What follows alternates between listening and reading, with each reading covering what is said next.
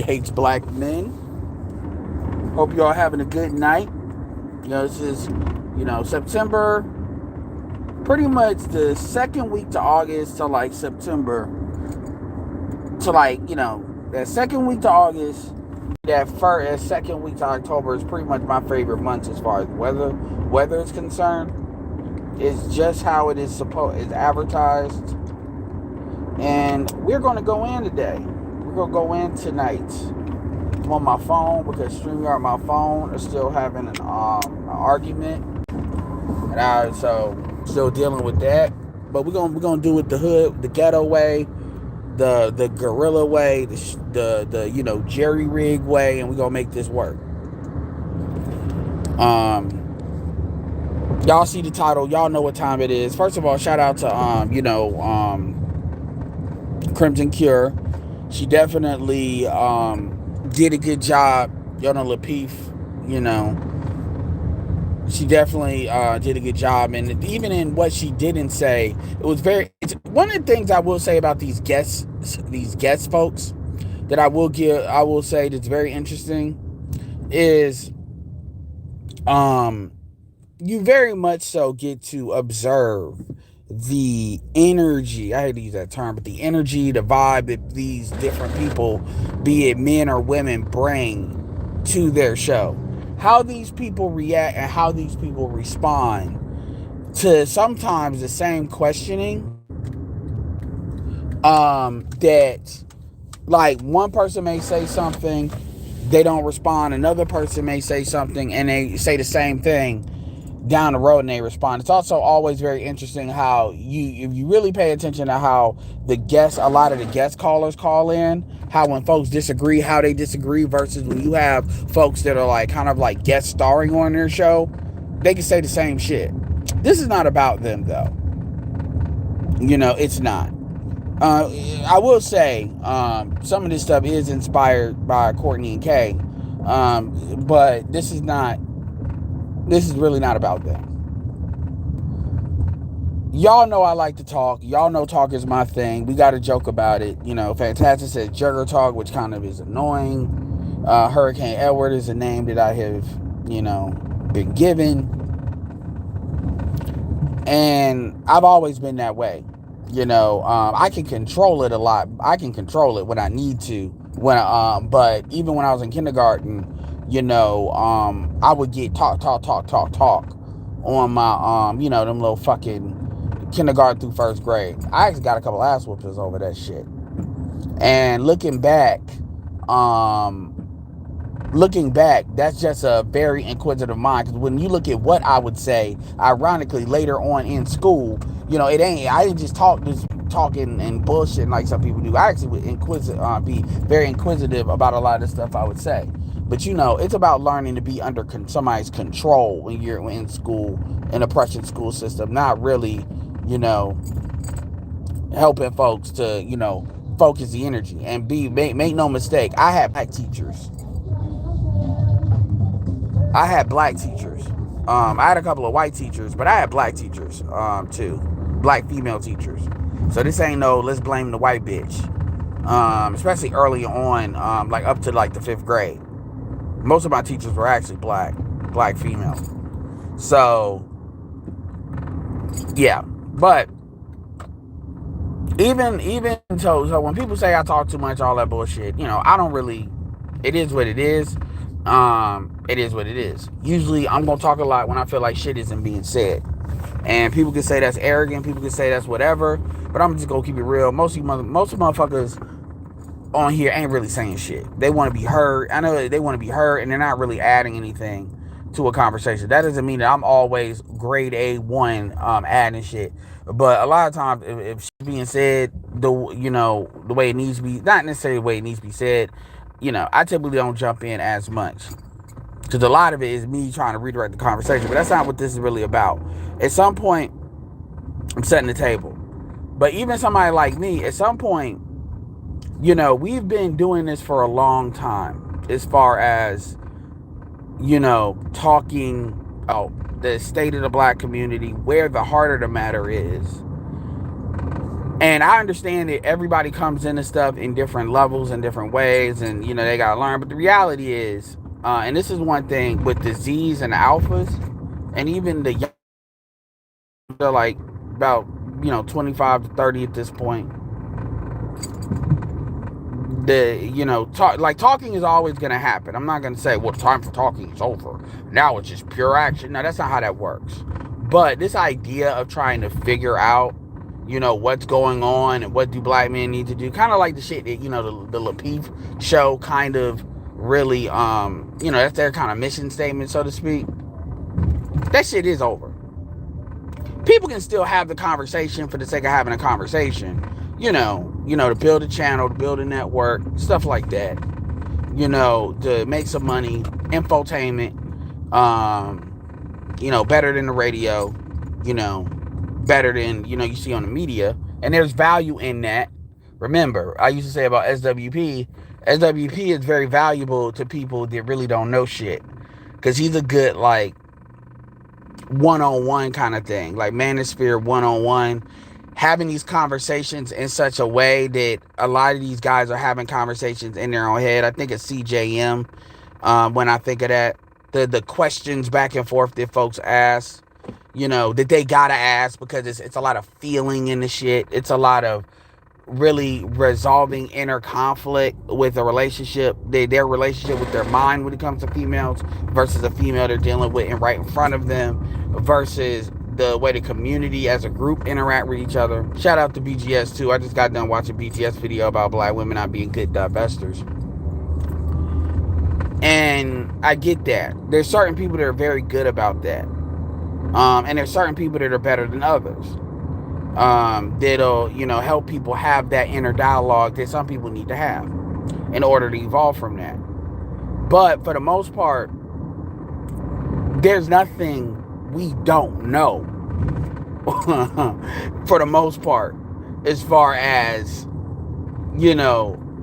why black women do what they do, how they go about doing what they do, and the likelihood that they're just gonna change out of the kindness of their own hearts. They're gonna change because that's what needs to be done, or black men's ability to convince them or influence them to change for the better.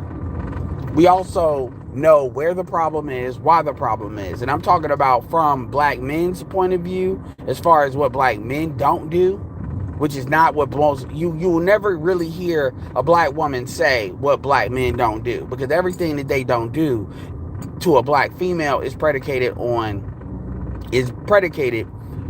what a black woman wants a black man to do, what's in her best interest. And what black men fail to do, a black woman would not really say is in her best interest. So you would never hear them say that. For example, what black men don't do is black men, Highlander syndrome is something I've always talked about. Black men, just like how black women will team up with white men in order to control black men will team up with black women in order to control black men.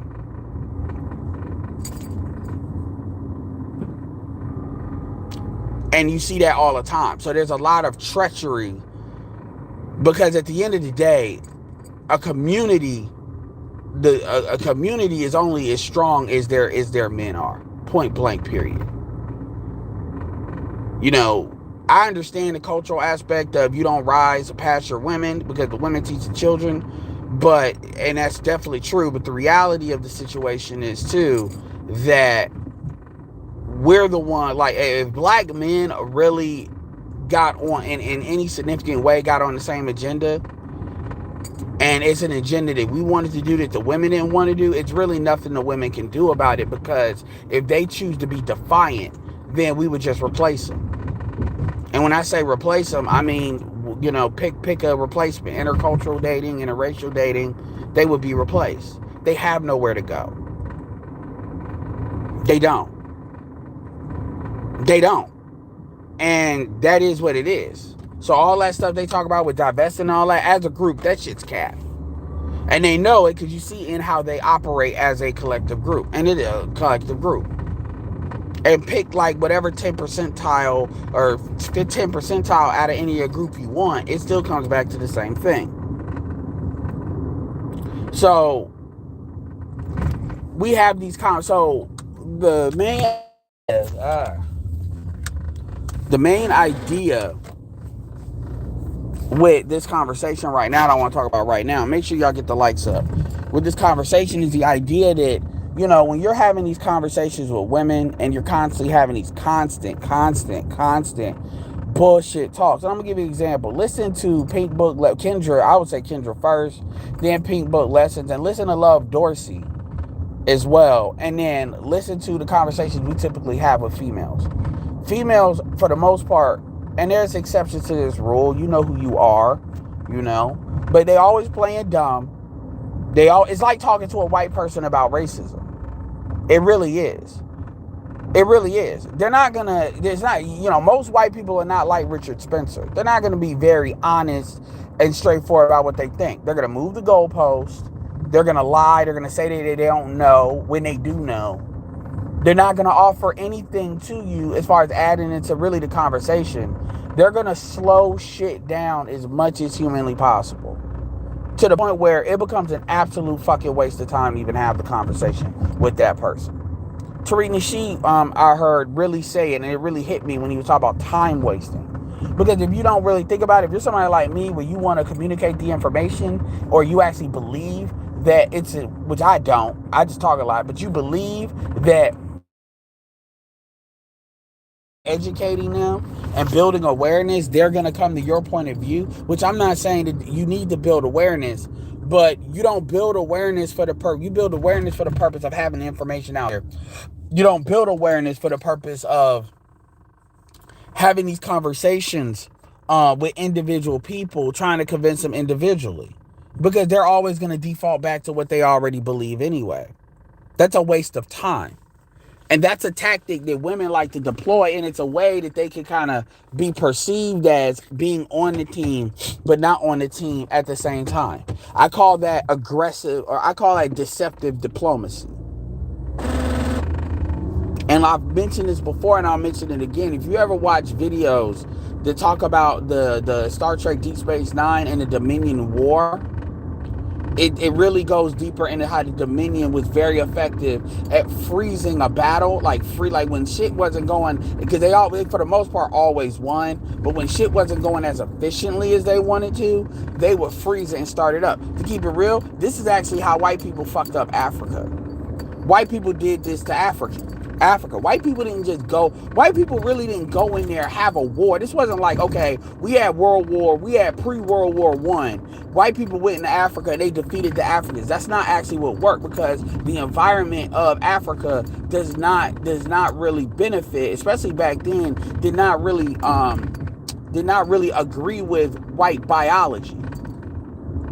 The flu, hay fever, all that bullshit, that shit fucked them up. Just like how, when they, it didn't agree with them. So they really couldn't get in there as much as they wanted. Which is why West Africa took a lot of the bigger hits. But when you look at actually the history of any of most of, they didn't just outright beat them. It took time. And a lot of time. And they ended up freezing the battles to have diplomacy, and shout out to Home Team History. He actually breaks this down, and basically getting other African countries to work against each other, because the concept of blackness, that was a foreign concept, because white people are really one of the first ones to really pull that I'm white bullshit first. Nobody else was really doing that like that. Everybody was in their own tribe or ethnic group and shit. You weren't black, you were Ashanti, or you were Igbo, you're Yoruba. So you would do these deals with this one force that, even though they fought all the time, they agreed on one thing. When it was us versus somebody that didn't look like us, it's always going to default to who looks like us, no matter what. They agreed on that, if nothing else. That and the gun. The gun is really what got them in the game, but really that idea is what over time really fucked up folks. And so it was the diplomatic deals that were signed, or things like bringing Christianity in. Christianity was already in certain places in Africa, but my point is the priests and shit, the Roman Catholicism, Roman Christianity stuff, that is what fucked black people up over time. Black women, doing their treachery, because that was going on even back then, but I digress from that. That is what fucked it up. It was that deceptive diplomacy. And even when they would sign deals with certain kings, they would steal slaves. Most slaves were stolen. Slaves were stolen. Slaves weren't just, you were beaten and then they were either sold by other blacks in Africa or they were stolen when white people weren't supposed to be doing it, because they were on code to what they wanted to do. And you had all these different groups. We're not even talking about nation states at this point in time. You had kingdoms. And they would worry about their own shit. And so the narrative is that black men were just defeated. So by definition, that's the narrative black women like to tell themselves, because black women like to justify their own hatred for their own men, their mental illness for their own men. This is why you notice how you don't really hear you don't hear the narrative in mainstream media that black women hate black men. It's never that, but it's always black men gotta prove that black men don't hate black women, but it's never that black women gotta prove that they hate they don't hate black men, because the idea is, apparently, if you're birthing kids, somehow that's like love, and that's not a fucking biological response that these women are reacting to. So everything becomes justified. I want y'all to really think about that. But that's really what happened as far as that deceptive diplomacy. And that's the tactics that these women are deploying. These women do not give a fuck about the community. Let me be very clear here. These women give a fuck about the black community like white people give a fuck about America. White people give a fuck about America as long as America is serving what they perceive to be their best interest. Now that changes, or there's variability to that, depending on the white person, depending on the class. But for the most part, and this is why I say the idea of their best interest. You ain't never seen nobody storm the fucking Capitol, or literally those motherfuckers stormed the goddamn Capitol. That's literally what they did. That's literally, good and goddamn well, had anybody else did that, those motherfuckers would have been killed. You already know that. That's literally what they did. White people are very big on changing the flag. As soon as the flag don't fit what the fuck they want it to fit, that shit veers off 2-3% off of the desired temperature. They changing the flag. They're the first people to do that. You don't see no other group really do that. Sure, you can say Hispanic people may have certain variable loyalties to their own countries. You see that where they wear their own flag. But you're talking about people that were born here, raised here. This country is for them, you would argue for them, by them, right? And they still turn on that as soon as, 40-something presidents, 3 or whatever, you get one. People want to wild the fuck out. Not even one, a half of one. A half of one. You get half of one that's half and not white. And you argue, they say Lincoln might have some element, but Lincoln was on the white team too. Half of one, and then what are we talking about? They want to act like the world is over, the end times. This is the shit that they talk about. And black women operate the same thing with the black community. The black community has never truly been a community. The black community has always been this ghetto. It's this assignment place that you get put in. In America. It's a status. And people are going to feel some type of way about that. Get out of your fucking feelings. Buckle up, put your big girl panties on, and shut the fuck up or leave the goddamn video. Because I'm not here for your fucking feelings. It's Friday night. The fuck you listening to a YouTube video crying? I'm not even looking at the chat, but I'm just saying. Crying and want somebody to emotionally edify you. Fuck you. Go somewhere. I'm not here for little children. They feel some type of way, and they got lack of impulse control. Like I said, the black community has never been a community. It's been this ghetto that's been assigned. And then to the extent that we call it a community, we basically are trying to make something out of, I don't want to say out of nothing, but make it. So, the people that want to even engage in that or believe that's even worth trying to engage in, right? So, what you have, so basically, because of that, your women don't submit to what they don't believe is even there. Now the argument is, well, it's up to men to get the women to basically believe. No, I'm gonna just keep it all the way. This would never work with anybody else, because the women would either be kicked out or they be violently brought to heel. Now, obviously, violence is not an option, so that's not something I'm putting out. But I'm just saying, the shit that black women do, black women would never be able to do anywhere else, because violence would always be an option. No other group of women would be able to do what black women would be able to do, because violence would have basically kept them from doing it. Or at best, they would be kicked out. And that's never a conversation that needs to be had, because people think it's not up to a man to convince. Power doesn't need to convince you.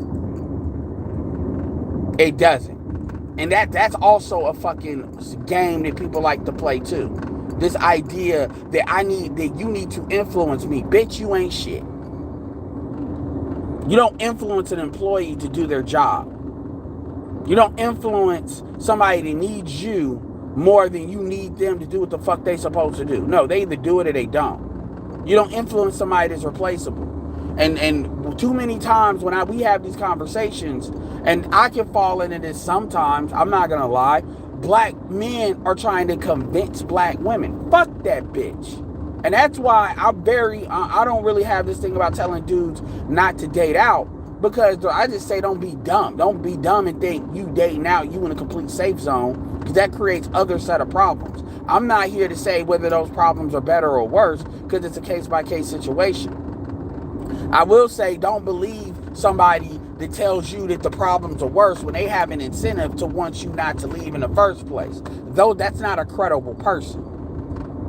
And it's not about so much dating out, it's just about your power to exercise that you don't need them. And this is why intercultural dating is very devastating on its own, because once you open it up to other folks of African descent, then you really realize you can get everything you want hardware wise and deal with whatever software comes with that. You don't have, it's like saying, well, I like the Mac, I like the hardware, but I just don't like Windows. You don't have to deal with that. No matter how many computers has Windows, you don't have to deal with it. But they'll make you believe you do, because they have a best interest in doing that. That's what it is. Same thing with fucking the Mac software. I don't like numbers or pages.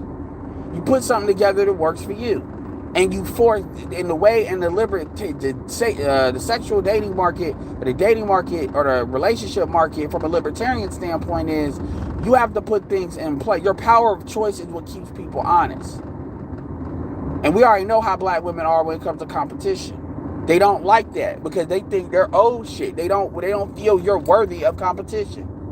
But that's not something that you fucking convince them of. You don't compete. You force the issue.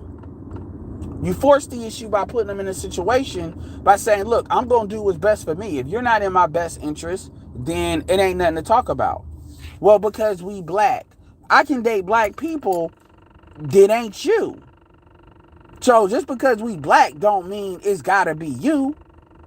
That's not how that works. And that's to the extent that people won't even have that conversation. Which the truth is, disease don't. For the most part. And this is why when I say things like, y'all think I'm trolling. I don't troll. Y'all know me.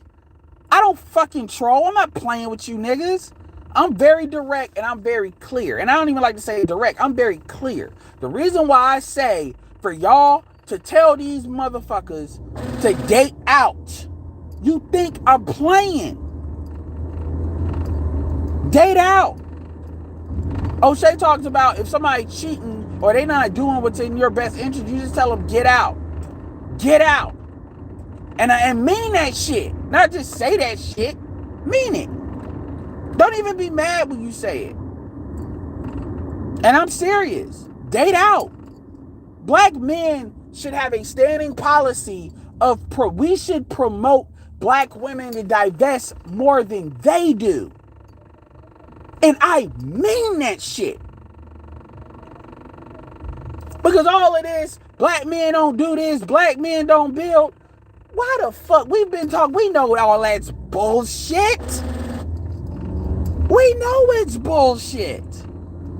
And you got dudes that come in here, new niggas like CJ and them. They get the little guilt going because they look at the eyes of they chick. I'm not gonna say they bitch, but they chick. Like, yeah, I can do better. I can. No, you are already the best they can do from a racial standpoint. You need, and another thing is a lot of y'all believe that these chicks don't be fucking white men. A lot of them do. Particularly the ones that have proximity to white men. And that's what a lot of y'all be feeling guilty on. Y'all buy into that loyalty. That is a lot. That may be true. Look, man, that may be true for like a certain percentage of women. For like individually, yes. I can understand why but that loyalty is driven by attraction. That loyalty is not driven by actual anything other than that. And you hear that in how they talk. If black women are not sexually attracted to you, they don't care if you're dead. If you're not their kid, or they're not sexually attracted to you, they don't give a fuck if you die right in front of them. And y'all need to stop acting. And I've said this, and I haven't said it in a minute. You can measure how a woman feels about their men by how women treat men they are not to. And I ask you, going back, I mean that shit when I say that. It should be a standing policy of the black manosphere that as black men, we support black women divesting from the black community and black men. That should be a standing policy. Black men are not going to change. Whatever you say black men don't do, we will continue to not do it because we don't give a fuck about what the fuck you want. And if whatever you say we need to do for you, we ain't going to do it.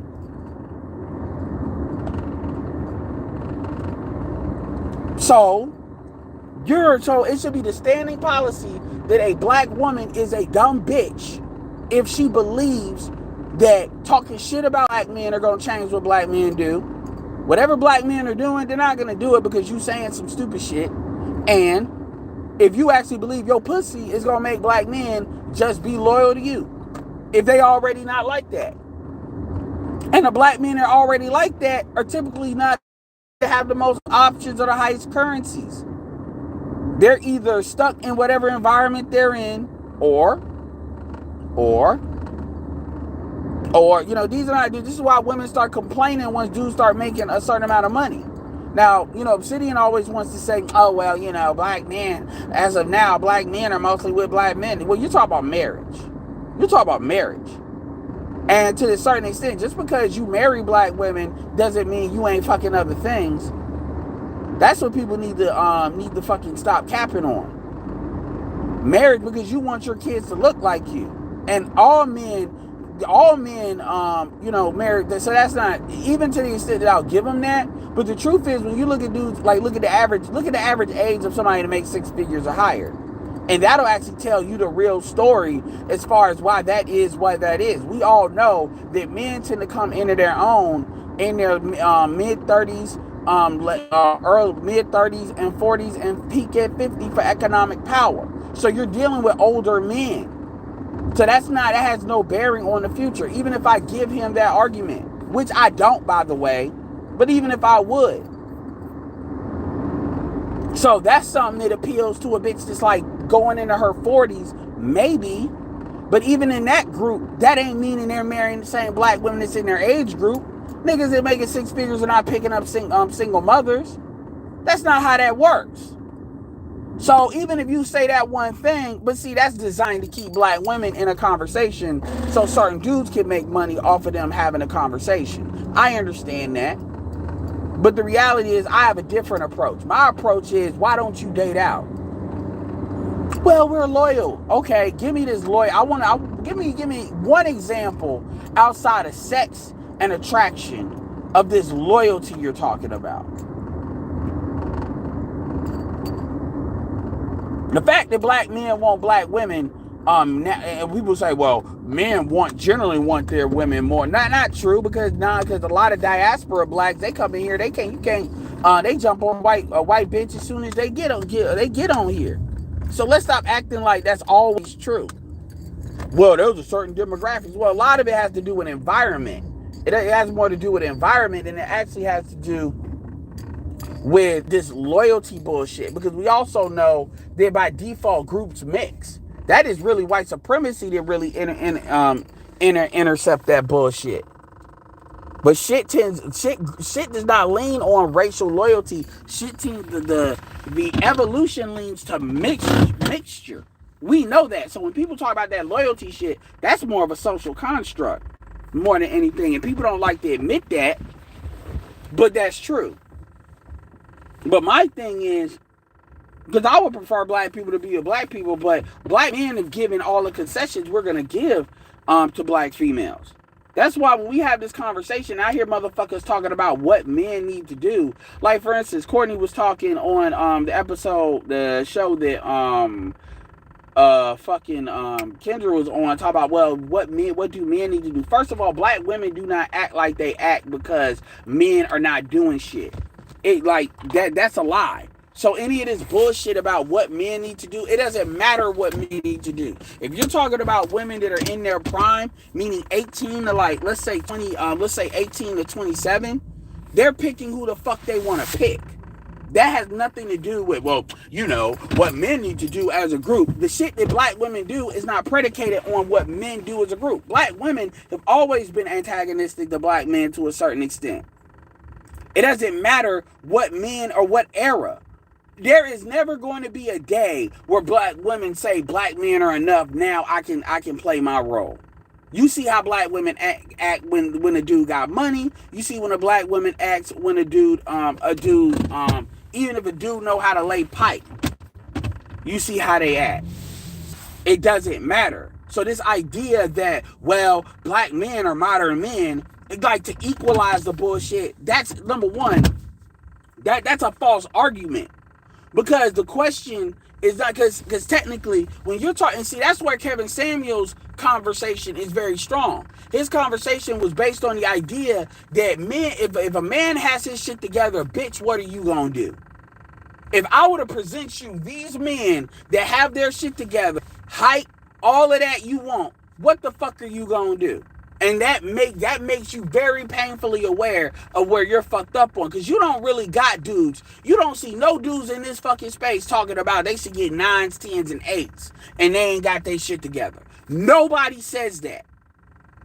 Nobody says black men are old shit. And we're talking about like red pill folks. We're not even talking about people that are in the dating market. You don't even see Fresh and Fit say that dumb shit. Nobody says that. So we don't have to have that conversation, because it's already forego that your manhood has to do with what you can produce and what you built up, because that's a part of manhood. The trials and stuff, the accomplishments. That's not really a part of womanhood. Womanhood is not, I got a degree, I've accomplished, because you're supposed to be a helpmate. So your value is in your ability to help. Your ability to teach, nurture, that's your skill. That's what men value, your skill set. Kendra said it great. She was talking, somebody said, well, can you be a modern woman, like a traditional woman, and go to college? That's a stupid fucking question. If you have to ask that question to somebody, I'm sorry, you're stupid. The person that asked that question, if you got to tell somebody that, explain that, you're dumb. That's some shit that I expect a teenager to ask. If a female, and I'm not saying that Courtney's dumb for asking it, or Kay, whoever said that, I'm saying that if somebody doesn't know the answer to that question shouldn't even need to be asked. Of course you can be a traditional woman and go to college. There's plenty, the higher classes of women, most of them went to college. Even if they were stay at home, they still went to college. If that was called for in their class to do so. Now, if you weren't in the class and you needed to be upper mobile, it was generally the man that went, because those skills can be passed down. Women don't pass down skill sets. Oh, they pass down cooking and shit, but they don't pass that. Like, if you look at what a woman went to school for, even back in the day, Those man, kids ain't learning shit from women like that. Now, if a dude was an engineer, if a dude worked on cars, if your dad worked on cars, you're gonna pick up some things. They gonna make, even if it's some things. You gonna know how to change oil. You gonna know how to, like, those skills are transferred because that's to them that a way of them passing their rite of passage down. Women don't do that, so women going to school is really fucking useless. Because, and I'm not saying that you got to pass that degree down to the next generation, but my thing is, and I'm not gonna say, look, I know women in the, you know, the home business industry and stuff, and so I know what it looks like when women do that. When women actually do pass skill sets or mindsets down, like entrepreneurship and stuff, I know what that looks like. And I can tell you right now, most black women do not do that. I'm talking about specifically black women that are college educated. They don't do that. They pass, oh, well, you need to go to school. No, but they are not passing down, like Kendra said, real tangible skills. Women are not doing that. That's why a lot of these women don't know how to do shit now. Because their mothers, and I'll be fair, they probably didn't listen to their mothers. Half these hoes don't know how to cook. Where either somebody didn't teach it or the bitch didn't listen. And a lot of what black women pass down, you hear it out of them all the time. That feminism bullshit. That I want to have a mind of your own. I want to know the motherfucker that has said that black women can't have a mind of their own. I want to know where that conversation's had, because I've been in this bitch 10 years. I ain't heard it. I ain't heard it. And Kendra ain't the only female. I forget what the other doctor, not Melody, who has the name, but Kendra ain't the only female that's smart in our space. I want to know who the fuck are you around, black male wise, that are saying that black women can't have a mind of their own. That sounds like some shit around too many white folks, and they do that. And now you want to bring that shit, bring white women's problems on us, because the reason why white women got a chip on their shoulder in corporate America because of that shit. That's not how black men have never really operated that way. But if you ain't saying shit, you're not gonna get to have a perspective, and you're not adding shit. But anyway, make sure you get the likes up. So, well, this ain't even about them. I'm just kind of piggybacking off of some of the stuff I've heard. But, like, when you got to ask, oh, well, you know, modern men. And I agree with what he said, what most men are modern. But the problem is, what they don't, but where they won't go and say most men are modern, because most women have cut the nuts off their sons and made them that way so those women can have their quote-unquote mind of their own. See, they won't go that far. They'll make it just men drop the ball. No, women intentionally fuck their sons up. Shout out to David Carroll. When black women said, I don't need a man to raise a man, they destroyed their sons. That's why men are modern today. Men are not modern today because they believe in these, and by the way, they're that and then feminism. That's why men are modern today. Men were miseducated into that shit. And women were too, but the difference is women benefit from their miseducation. And they protect it. Men understand it's a problem. And that's kind of where they go when they talk about people, like when Bolo was saying people had too much freedom. See, you notice anytime you talk about structure, a lot of these women they start to recoil a little bit because they see structure as control. Well, if you don't believe in control and you don't believe in structure, then you don't need protection. It's just like working for a job. You get a consistent check. You know where you going to work for the most part, versus you got to eat what you kill when you go into business for yourself. It's more payoff, but it's still, you got to build it up. There's a reason why most people don't like to go into business for themselves. You don't get to have protection and be free. You're as free as somebody wants to allow you to be free. That's really what it is. And you still got to negotiate.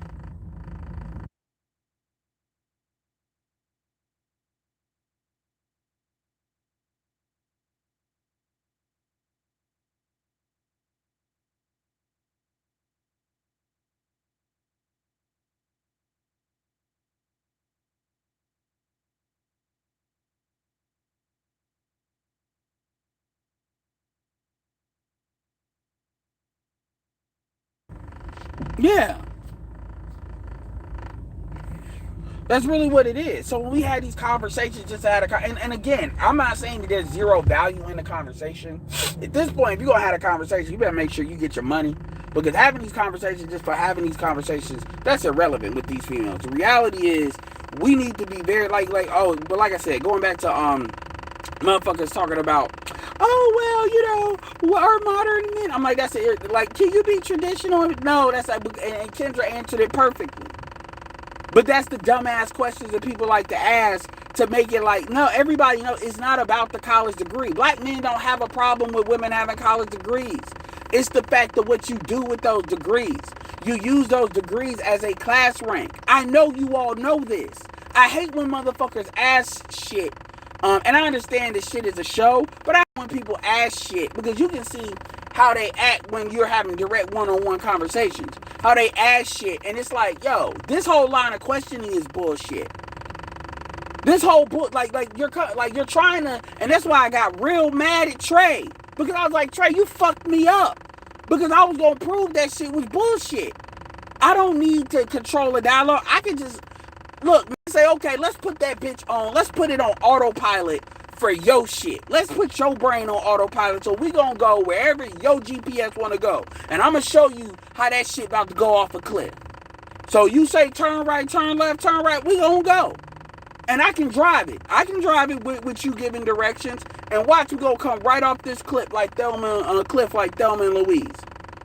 And then you can't say I did something to you, because my stuff, I was just adding inputs based on your output.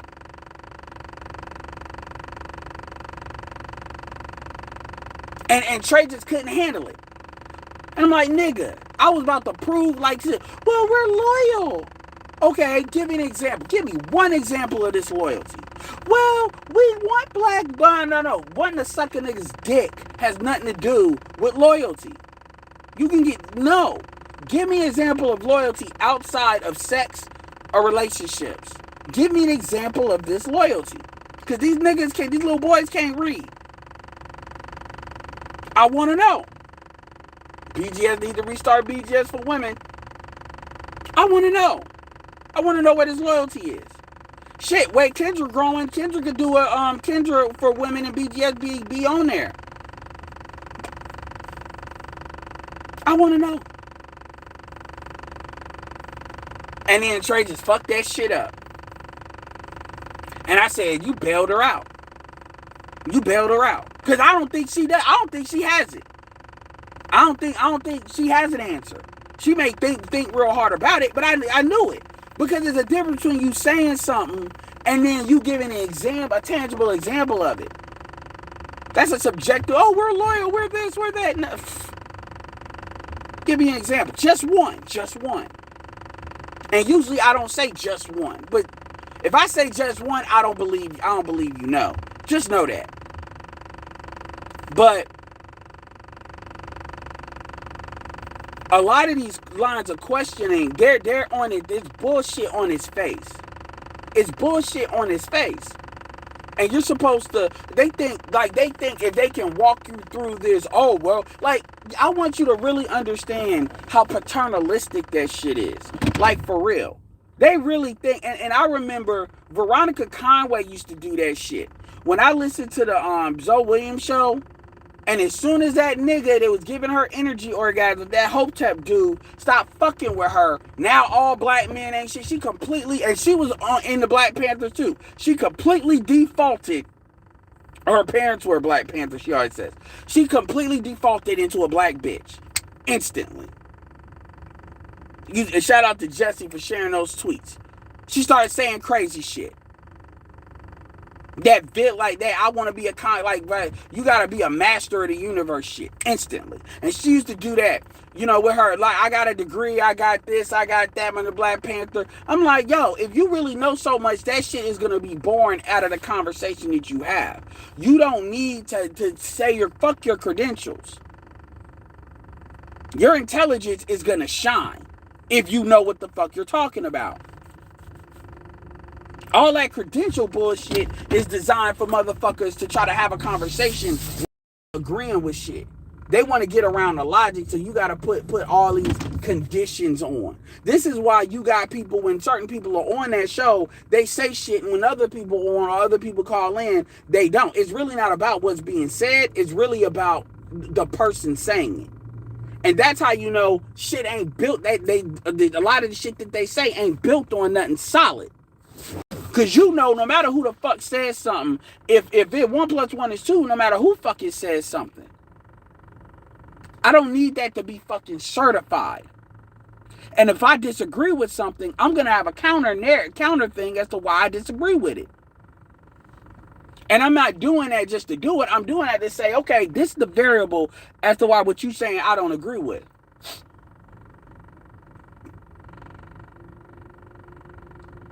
So again, you know, black men need to be real clear. Black men need to say, look, date out. I don't need date out. Push them out. But a lot of these niggas are fucking emotional. They're guilty. You know, they got an ego problem. I'm like, no, date out. And you gonna own what the fuck you do. Date out. Do what you want. Like, date out. But ain't nobody gonna clean your ass up. This is why you always see me jump on when it comes to single mothers. Because a single mother is, unless a single mother got her shit fully together, and like JR was saying, which is usually not the case, and I'm not even saying you should deal with her even if she does. But my point is, most of these women are clean, they're a rehab job. And I did not build myself up to deal with a rehab job that you ain't gonna get paid for. And a lot of y'all be dealing with these chicks because y'all be bargain basement shopping.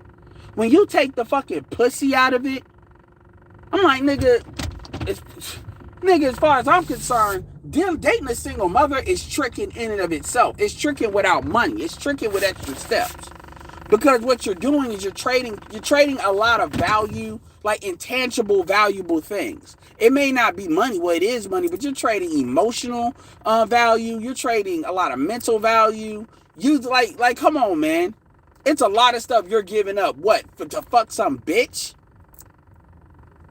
And that's the best you really can do?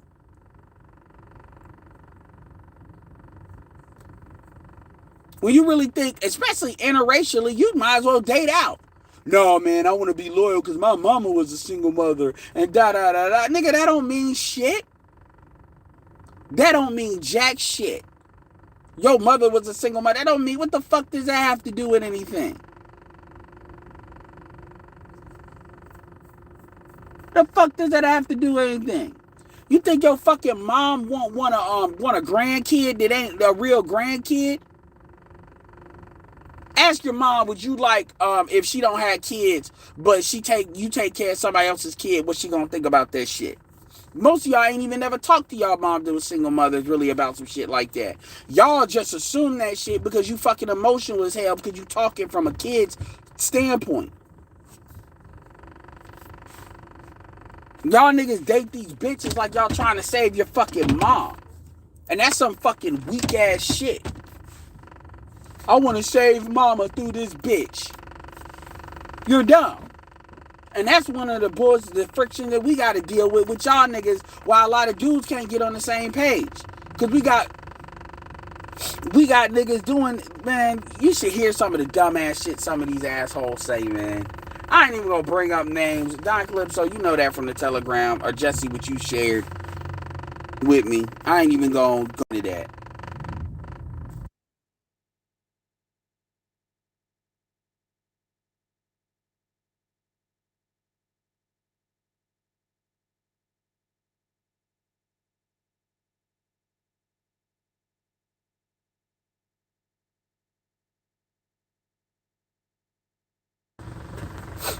Yeah, so you should be the main one. You want to talk about what black men ain't doing? Cool. Then why don't you go get you a better man then?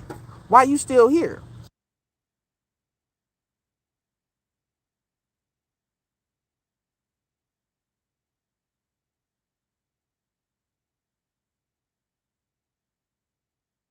Supposedly white men built the world, and you won't even hear white men say that. Thank you. You won't even hear white men tell that to white women. If you think you can find somebody else to do what we fucking did with you, bitch, I dare you to try. You won't even find that. They won't even say that to their women. They Hispanic men, black men are like the only men that really got that ability to tell black women, tell their women, if you think you can do better, go try. Go try. Go do it. Go be great. And I mean that shit. And I'm not saying, oh, well, if they start dating out, you need to change. No, black women are already having kids with other races on the low. Black men just don't want to talk about it, and black women want to pretend they're loyal. That's the game that's getting played right now. That's the little game we're playing with each other right now. So again, going back to this take action, and I get it, and this is why, shout out to SYSBM. Fuck these conversations. The reality is I'm doing my own thing. Unless you demonstrate that you're in my best interest, it ain't really no point even having a conversation. That's a waste of time. Now, I do it to entertain myself, and I do it because I know some of y'all need it, and I get super chats for doing it. But other than that, there's nothing that y'all are saying. And a lot of this, too, shout out to Mr. Palmer. I'm listening to that chick, that Mr. Palmer. I'm seeing Mr. Palmer basically explain the game. And then this chick is playing dumb. Like they need to be educated up. And it's like BGS be like, bitch, nigga, go read a fucking book, you dumb nigga.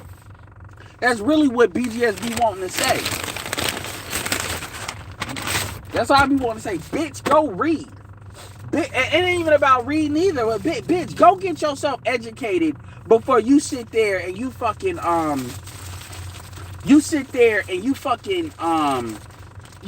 to this bullshit. It ain't my job to educate your dumb ass. Bitch, don't believe what I'm saying. Believe what you want.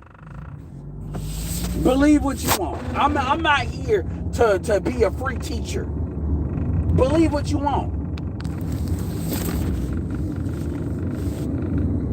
Shit.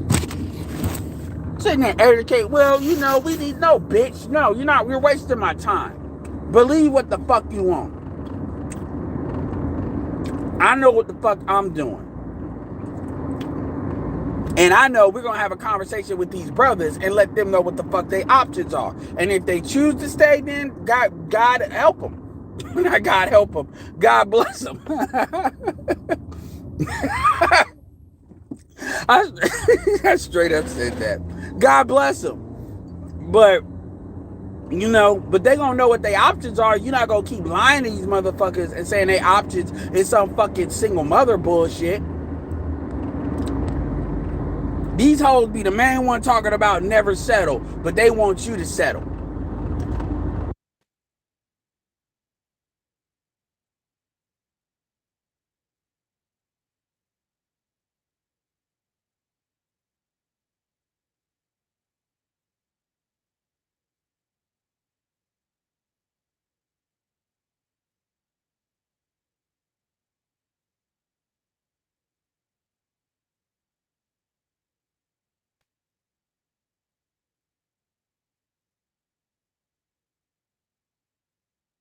Appreciate Vernon King for the $20 cash app. Much appreciated, yo.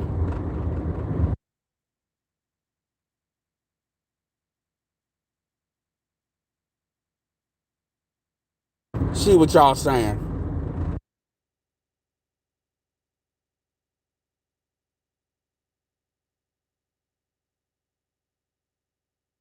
Yeah, so that's my default answer to everything. Well, bitch, go date white men then. Go date them. I ain't even bring up white man. You right, you did it. I'm bringing it up. Go get you a white man or Hispanic man. Go deal with their program. Black men don't build. You right. Date white men. They go date white men. Because shit, fuck that myth of white womanhood. Fuck them. Seriously, that's what you need to start saying. Stop fucking believing you need to explain some shit or disprove something. That bitch believes what she believes because emotionally she wants to believe it.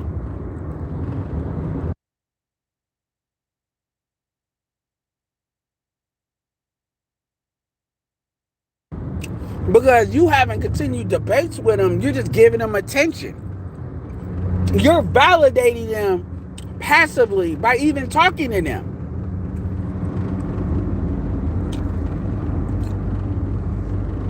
So a lot of these women, they want attention. And they think they're better than you because you're explaining shit to them. Meaning they're feeling like you're thinking you need them. That's how they perceive it emotionally.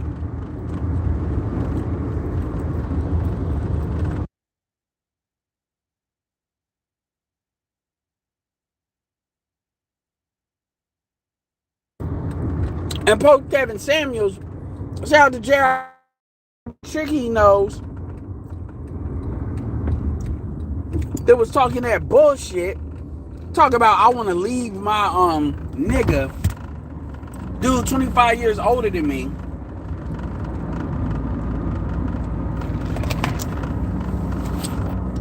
And I want to leave him because I want to date the high value man that told me to get therapy.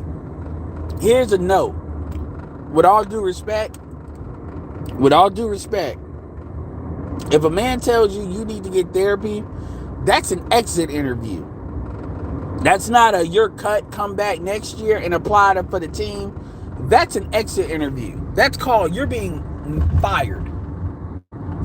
Understand that. He ain't looking for you to bring your ass back. Wow. You dumb nigga. Are you like, really? I was the last fucking car. Man, I should have hit your ass. That shit should have been like crash. I should have fucking sped the fuck up and clipped your ass.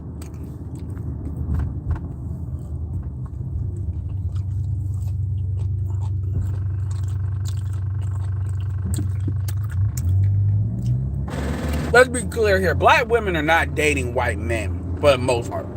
Now remember, if you're an 8 and up, you really operate outside of these rules. So women that are 8 don't really count. But black women are not dating white men. Do you really believe white men are whining and dining them and having sex with women? No, that's not what's going on. I hate even when people use the word date. Because when people use the word date, they're trying to clean it up. A lot of these motherfuckers are not dating anymore. If they want to fuck, they're just fucking. Dating means fucking to a lot of these people, but it makes it sound better. I'm dating a lot of guys. No, you're sucking a lot of guys' dick at the same time. Or what you're doing is some of these guys are just paying for shit like the idiots they are, and then you're fucking these 2 or 3 guys for variety. I need variety. You mean you need a lot of dick. A lot of different dick because you're a whore.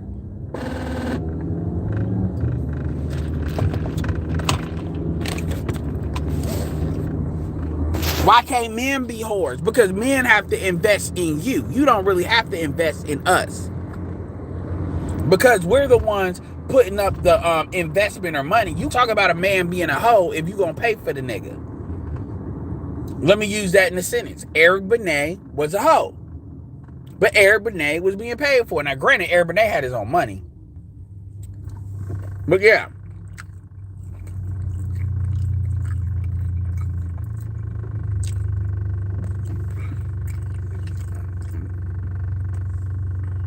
Whatever.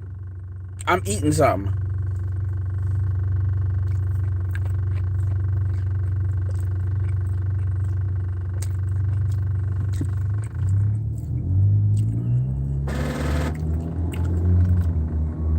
Smargo, yeah, I mean, a lot of that is they making money off of Cynthia G. Me, all money ain't good money. Outside of a couple of dudes, like Red Supreme is one of them, most motherfuckers don't even need to engage Cynthia G. They really don't. Cynthia G, I mean, and you know what? She was in Jessica X's chat. And when Obsidian was on there, and I told Jessica, she thought I was playing. She thought I was playing. I told her black women need to date out. She thought I was trolling. I wasn't trolling. And I explained it. I said black women need to date out. Like, seriously. If you listen to Cynthia G, the only conclusion you could come to is black women need to date out. So the question is, why aren't you?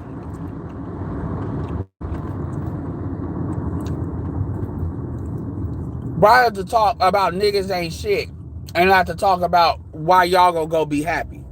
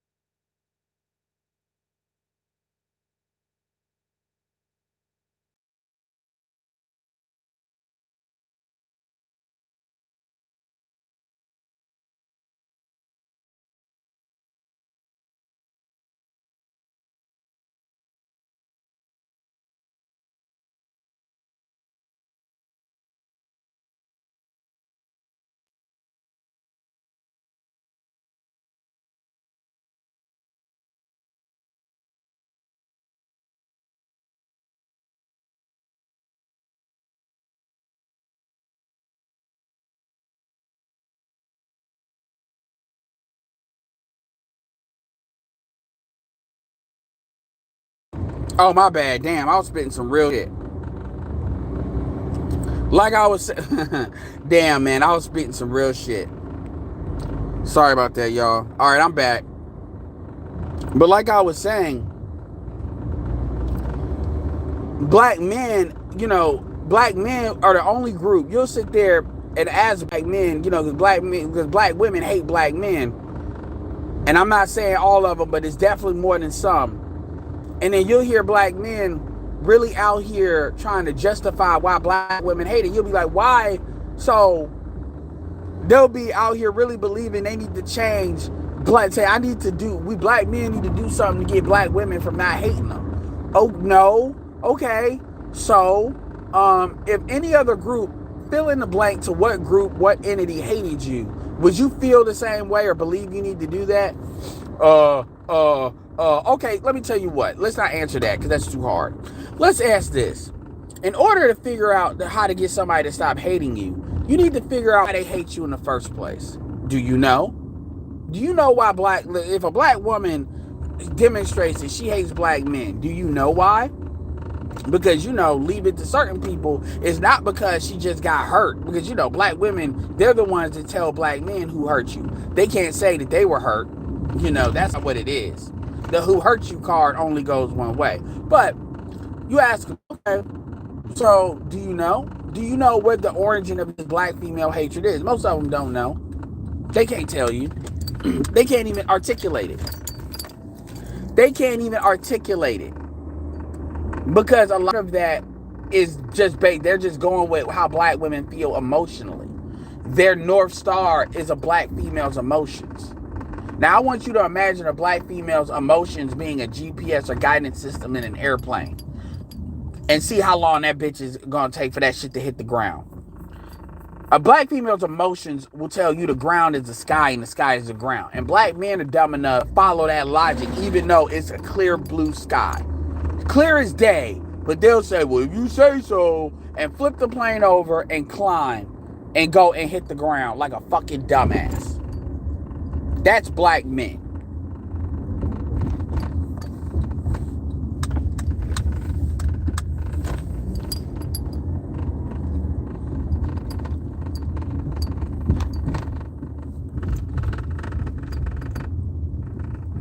I gotta go in that AC Hotel, yo. This shit look fire. Obsidian is deluding themselves. Obsidian's a blue collar guy. That's how blue collar. That's blue collar logic. That's blue collar logic. Obsidian knows that's not true. Obsidian knows that's not true. But again, his purpose is having a conversation. My purpose is coming to a conclusion. Or my purpose is having clarity.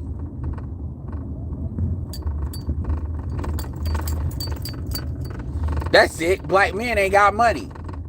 That's it. If black men get more money, black women, please. If black men get more money, black women just gonna take the money from the niggas that got it and fuck the nigga, give it to the niggas that don't. Because of sex. You see that all the time. Alpha bucks, beta bucks. Like, motherfuckers really out like money's the solution. That's what black women say. That's a lie. We all know that's cap. Because if you look at who these women are having babies by, it ain't based on economics. That's a lie. And black men gotta stop believing the bullshit females be saying and assuming that shit is true.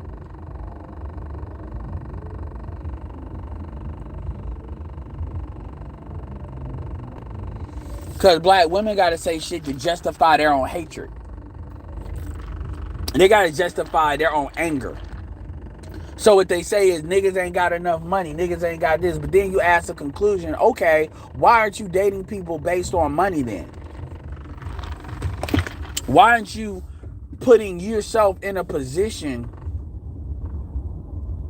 to where you're attracting folks based on finances? Because the same females that'll be saying, I need a nigga with money, or I'm mad at dudes because of money, will be the same bitches sucking the dick of niggas on a fucking air mattress. These will be the same bitches that if you take her to a nice hotel, she will be weird. She'll be weirded out because she's used to fucking on a mattress on the floor. The same chicks that say that will be the same one. Like, if you look, like, so anytime a woman tells me something about what they want, I look at, okay, what are you sexually validating? Because that's really what you want. That's what your subconscious, that's the best indication of who you really are. What are you sexually validating? Not what you're communicating out of your mouth. What are you sexually validating? And so if you say you want to do it with money, but you can't even respect the dude like that enough to keep your value up for those guys, then you kidding yourself.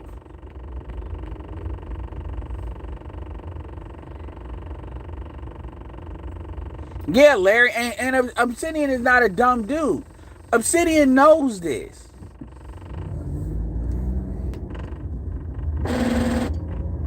He knows that. He knows that. It's only in America that a guy can be a black man can be a billionaire and it be expected that he be loyal to only one woman. I don't give a fuck if Beyonce is Beyonce. Beyonce is 40. But that's the logic in black, because again, no matter how much money he got, he's still a nigga. Now, those same females would never expect that. They would never expect that out of a white man. But for you, they expect that because they look at it differently, and it has nothing to do. Because they look at shit the same way everybody else does from a racial standpoint. It doesn't matter how much money you got. You still a nigga. And we supposed to pretend like this is not how people are thinking.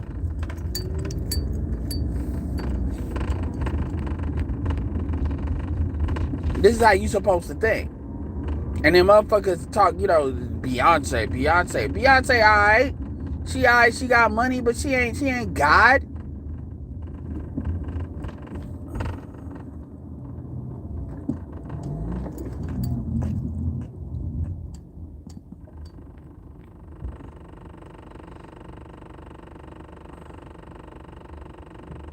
And it's not about it ain't about anybody that tells me I'm a quitter. No, it's not about being a quitter. It's libertarianism. It's you doing what's in your best interest. It's you doing your power. Black men have given up the most biggest negotiating tool that we have to control our women, and with the few tools we have, which is our power of choice. Black men, see, even if somebody were to tell me that that's quitter talk, even the idea of saying that what I'm saying is quitter talk is actually madness. It's madness to even say that. Because what are we talking about? So you dealing with a black female and putting up with her shit is quitter talk? No other group thinks that. That's a remix of you ain't strong enough to deal with a black woman. The fact that you have to be says there's a problem there. The fact that we even have to have a conversation about you being strong enough indicates there is a problem. Because this is where black women need to date out bullshit happens. This is where that shit comes in. Because if it really ain't that black women are the problem, then they need to go and switch it up. They need to go deal with other races of men. Remember, shout out to Carrie Hilson. Remember with Carrie Hilson? She dated Serge Ibaka, still had problems. It doesn't matter. And that's what nobody really wants to talk about. And this goes back to the video BGS just popped off. And dudes are out here like negotiating, or they want to have this conversation because they're having it for their own feelings. And you're allowing women to lead you. You're negotiating from your own feelings, your own emotions. Because a lot of it is you having conversations with your fucking mama. When you talk, that's why they say your mama black. What do you think they speaking to when they say that? And so at the end of the day, what it comes down to is the only way that this really is gonna, if you want to, like even Danielle said it, black men are gonna have to take action. Meaning they're gonna have to say, no, we're not having a conversation. The conversation is over. That's luxury. Dudes are just doing what they're doing. We just doing it. Well, what about this? None of that matters because you haven't demonstrated that you're serious. And maybe we'll do something if you demonstrate that. But I'm not about to sit here and wait because all that shit is designed to do at the end of the day is freeze the conversation. It is designed to freeze what you're having, freeze what you're doing, slow it down as much as possible, over and over and over. It's manipulative diplomacy. It's bad faith diplomacy. And a lot of you, like David Carroll says, a lot of you dumb niggas fall for it. I'm not here to tell you to not date black women. What I am here to say is if black women don't want you, don't fucking chase them. If black women to say what black men don't do, then tell them to go date out. Let them know, look, I'm dealing with you on my fucking terms. You either accept it or you don't. I don't give a damn if you dusty. And it's your job to be able to maximize your choices and get the choices you maximize. That's where your work is.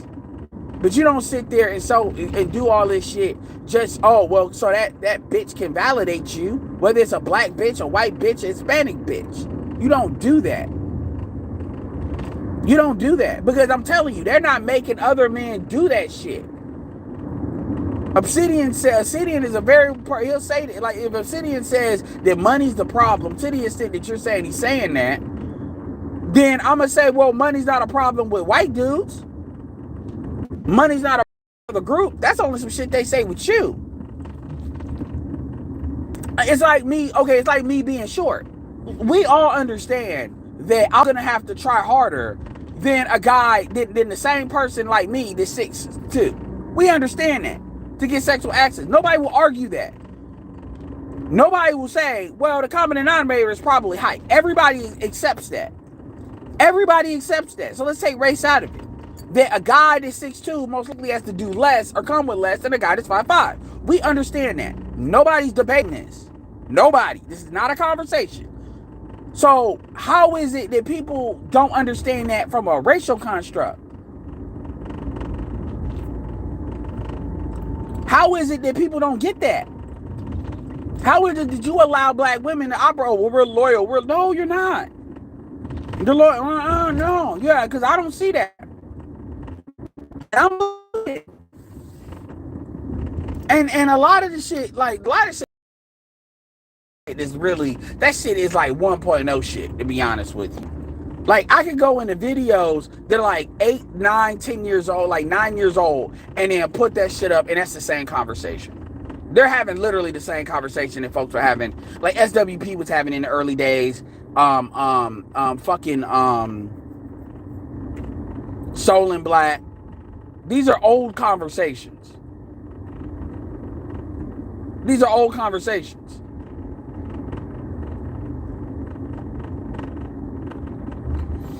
These are old conversations. These are not new conversations. And that's fine. I mean, it still has entertainment value and people will still get something out of it. But a lot of people will listen to that shit. They're not listening to that shit to learn. They're listening to that shit so they can cope. They're listening to that shit so they can believe that there's actually a conversation really being had. The revolution won't be televised. They want to believe that I don't have to do anything because at the end of the day, black people are still talking. That's the value, that's the emotional value I get from that.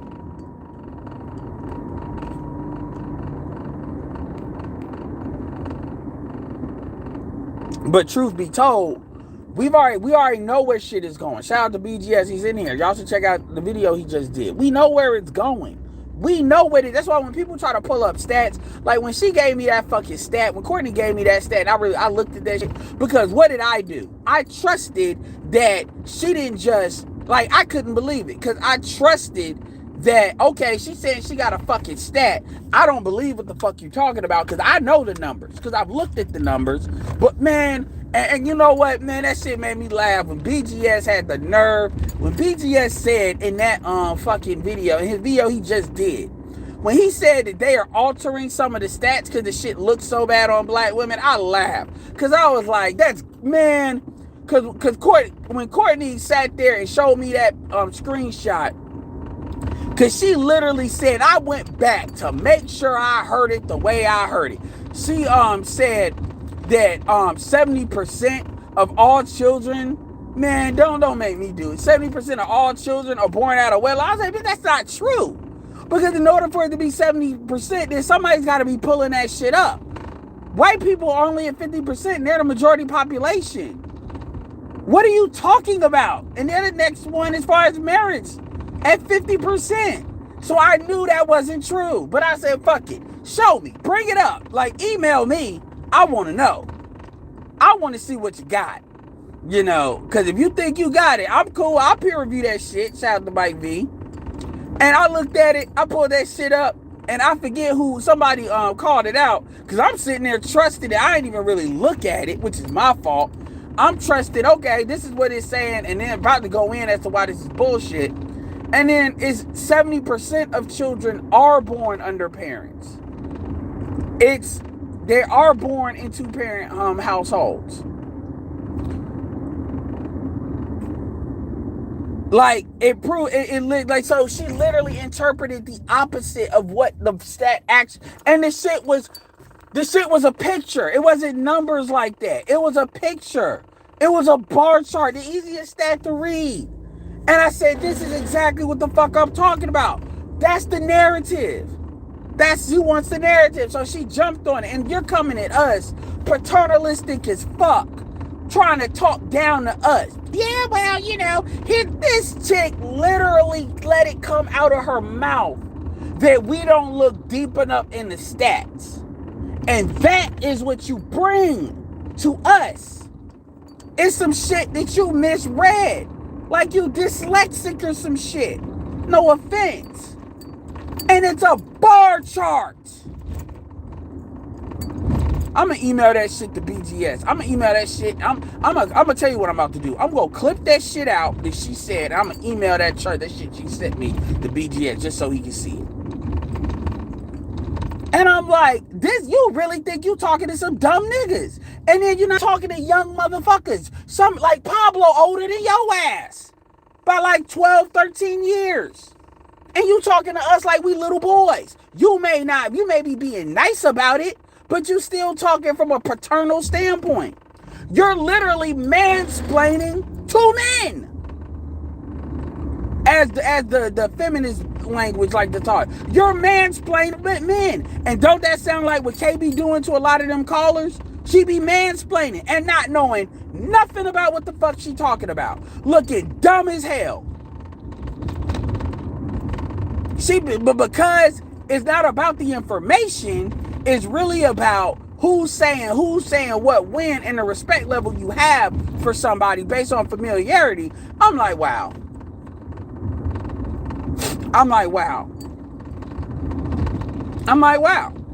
And it's like, you don't know who the fuck you all are talking to. We've had these conversations.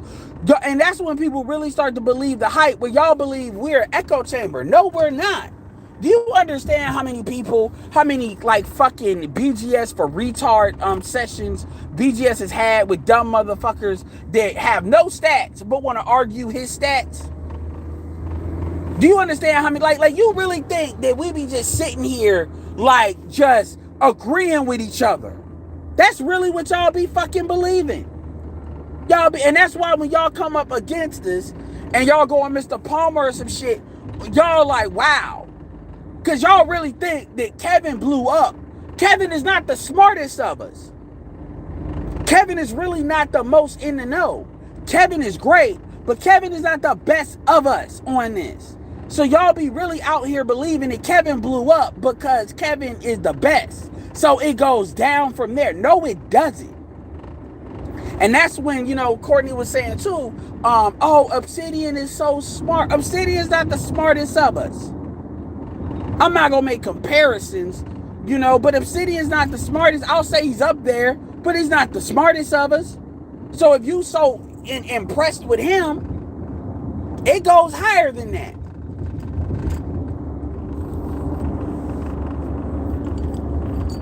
Like straight up. So it's like, y'all, but see, that's when motherfuckers be believing they own bullshit. Oh, well, these guys are echo chambers. These guys are losers. These guys are complaining. These guys don't make no money. Then you got to come up against the lead, because then you got to come up against the lead attorney. Then you got to come up against a whole bunch of motherfuckers. Then now you realize, oh, these niggas got professions. Oh, these niggas, like, they agree with us. So that shit starts to look stupid. Because these ain't just some nameless fake people that don't want to put all their shit out there like that. So you can't just do that bullshit. So now you got to actually readjust how you go about doing shit. Because now you starting to look like an asshole. Because now you going to have to start comparing your manhood to theirs. And you ain't going to just be able to lean on your money. You're not going to be just lean on that little bougie ass shit that a lot of y'all like motherfuckers like to do.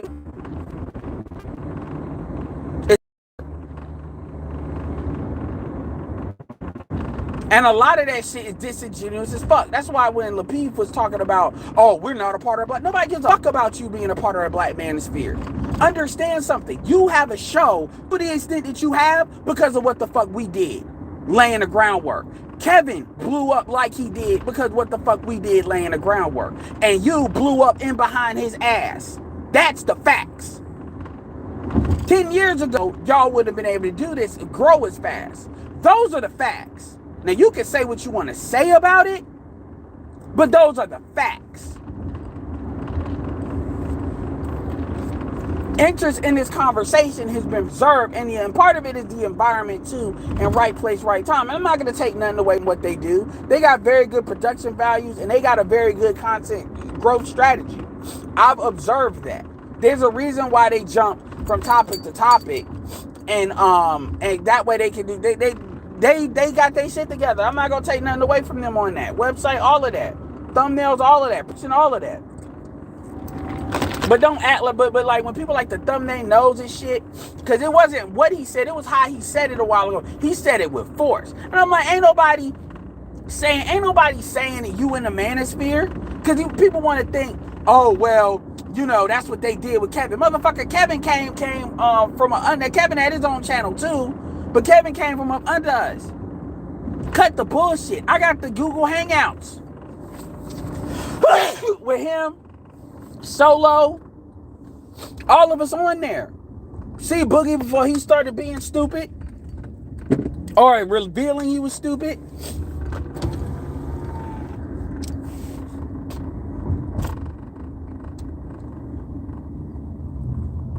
Straight up. But what do? But motherfuckers, he said that with bass in his chest. Nigga, we not a part of the manosphere. And that's the same shit that Fresh and Fit did. These motherfuckers act like they cool till they don't. Now, granted, they never said that they were cool with us anyway. So cool. But, and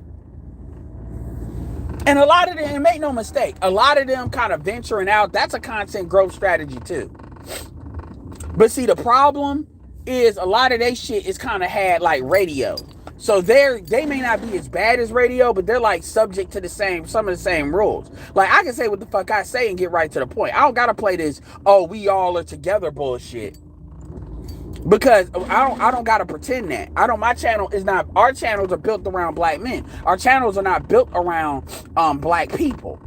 So we're not subject to like to validate black females bullshit. We're not. We can tell the truth where the truth is and leave it at that. And you don't have to agree, but you're gonna have to argue this shit directly, and now you're not gonna have the ability to kind of talk your ass around it. Because that's what happens. We had these because it becomes, well, if a woman needs to be there, we got to placate. That's how you got Tawana. We just need to have a woman in order to show that we give a fuck about a woman's opinion. And we accept the dumb shit that women will say, no matter how fucking stupid it is. That's why they're all, you look in the chat, they're all enamored about Kendra. Shout out to Kendra. But the reality is, Kendra was who she was before us, and she comes out of Angry Man's camp. Let's keep that, I want to keep that real as far as the camp she comes from. But the thing about it is, Kendra was able to thrive because Kendra knew her shit. And she came and shit with good faith. She's not here to say that black men don't got nothing to do. That's not what she's saying. But she also is not going to sugarcoat what women do for the sake of appearances. That's not going to happen.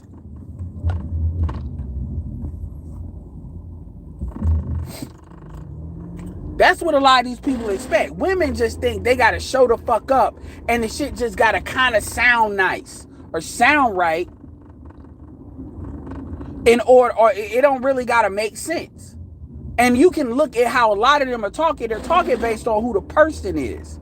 So somebody like Lead Attorney could say something, they don't question it. Somebody they don't know can say say the same shit. They want to argue. And unless you know to point that shit out, because if you do, they'll fall back. Because K kinda got caught with Bolo. Because she did it literally from one panel to the next. And he was like, no, you said this here. When I said black men, you didn't have no problem. When I say black women, you got all these explainers. Well, yeah, like this is the game that they play.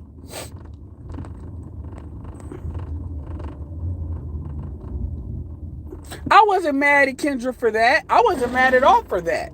For the Manosphere trademark. I wasn't mad at all. I said what I said. I was clear as far as what I said, and I'm happy that she's growing.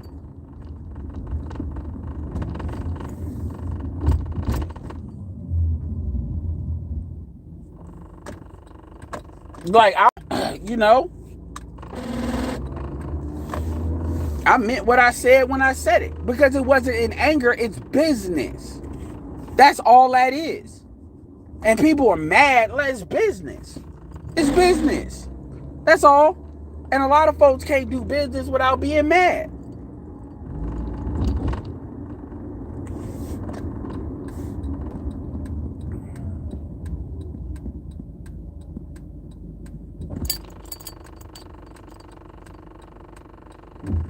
Yeah. So anyway, this bullshit where dudes are trying to convince and explain and like, no, we're not playing. Like, no. Go date out. Why haven't you dated out before? Why are you still here? That's what I'm gonna start asking. Well, we're together. We're not. I don't know why you keep saying, what fantasy are you in? Like, what do you like? Like, no, you made, like, seriously.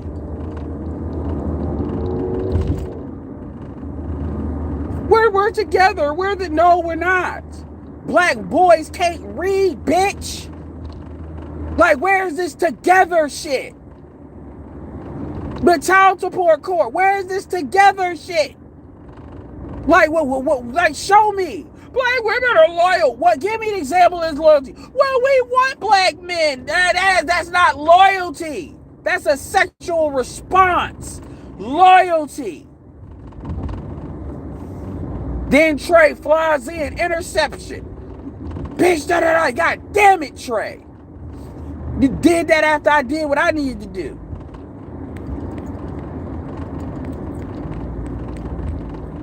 Anyway, what are y'all talking about? Because I'm about to end this in a little bit. Like, and if you walk them through their own logic, you realize, because you realize that shit gonna run out. You realize it'll run out. And generally what happens at the end of that rainbow, the pot of gold is sign language. Now they'll start flipping and making it about you. Well, why do you hate black women? What have you done? What have you been? Oh, that's how I know you running out of shit. Okay. Yeah, now we're where we need to be. They do the same shit to Jason Black. When Jason Black runs them through their logic, what does he do? What do they start doing? They start talking shit.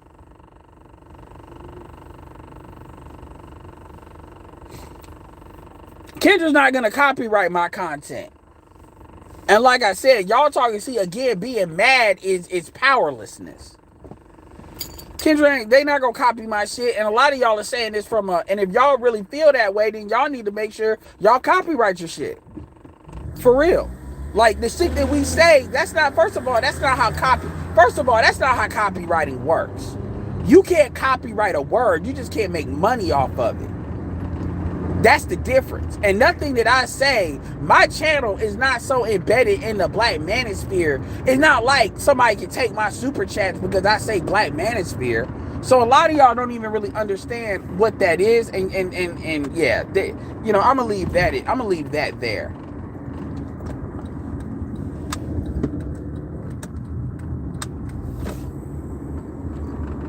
No, I ain't moving bricks. Don't worry about where I'm going. Maybe I didn't want to do a stream like in my house.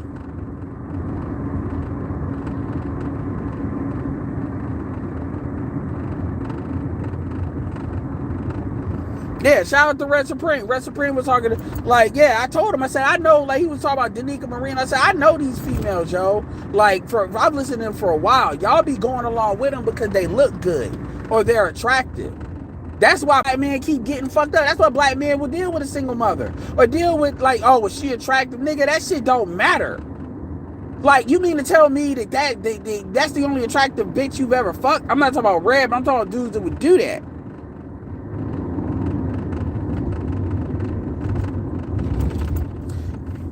I'm not taking nothing away from Kevin, but the thing about it is Kevin, like, don't go against anything Kevin says. And Kevin has said a lot of what we're talking. Well, therefore, Kevin is not for black men giving up the store for black men and black women to be together. That is not what he's for.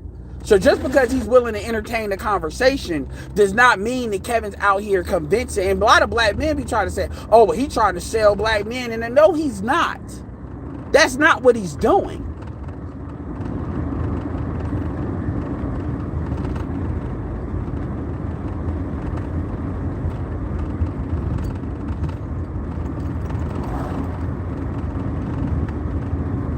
And you saw what like people said, well, what if Kendra talks to Courtney? They'll get real agreeable. You notice how they got real agreeable. And Kendra mentioned a gynocracy. She said, that's why I say it's in a gynocracy. Because of all of that. They didn't have shit to say when she said gynocracy. So if I call in that bitch and then they got something to say, I'll be like, hold on. Y'all didn't have nothing to say when Kendra said that's why she said it's a gynocracy. Y'all didn't have no extra questions, so why y'all got all these questions for me? That would be my first go-to. Say I would have everything they agree. I would say everything that I've seen them agree with or not say shit to when other people said it, and I will point that shit out, saying, why you got a problem with it now? And then they're gonna lie. No, I don't remember saying it. Look, I got the clip.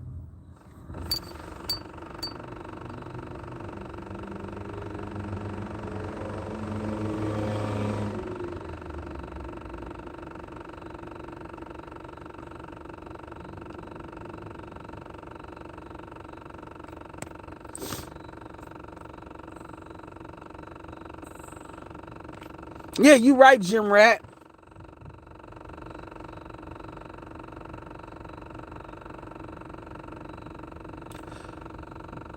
But the thing is, Kendra's game is so tight, they can't say shit. And it's not like she be just saying it's my way or the highway. She'll go with whatever they go and explain it. So when women, and like I dialing this back real quick, when you ask, can traditional women have a college degree? Black men never said that your degree is really what makes you modern. The problem is that you use your degree as a way that you say you better than somebody else. The problem is a plumber can be making more money than you per year and have a higher trajectory career path economically than you, but you say because you got a degree, you better than him. That is the problem, and that is not just some. That's a mindset that permeates school. The mindset that you're better than black men because you're fucking educated when you don't know shit. That is the problem. And to say that men are mad that you have a degree, that's disingenuous. And I hear that and I'm like, okay, well, you're not really having an honest conversation just by asking that question. Because either you're fucking dumb because you honestly don't know that. Because remember, we're dealing with people north of 30 now. Some of them are 38. We're not dealing with people that ain't lived life. You know, certain questions I expect like a 25-year-old to answer. I don't expect people that's like north of 35 asking these fucking questions. I don't. This is the last thing I'm gonna do and I'm done. I don't. And so when people, and I get it, oh, well, I'm asking it for a show. Okay, you can say that. That's always gonna be the fallback.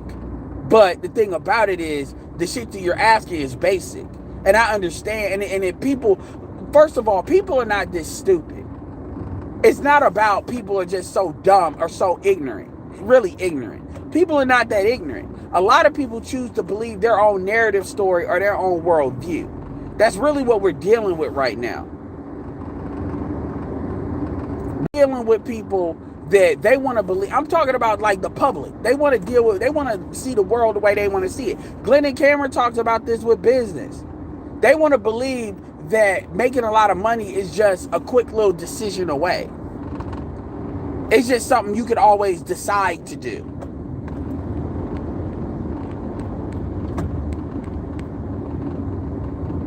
And so women are in these conversations for different reasons than men are. Women are in these conversations to emotionally validate what they already view about the world, and that it's not that bad. Or that it's not that women are completely out of alignment, that it's really, well, it's both of us.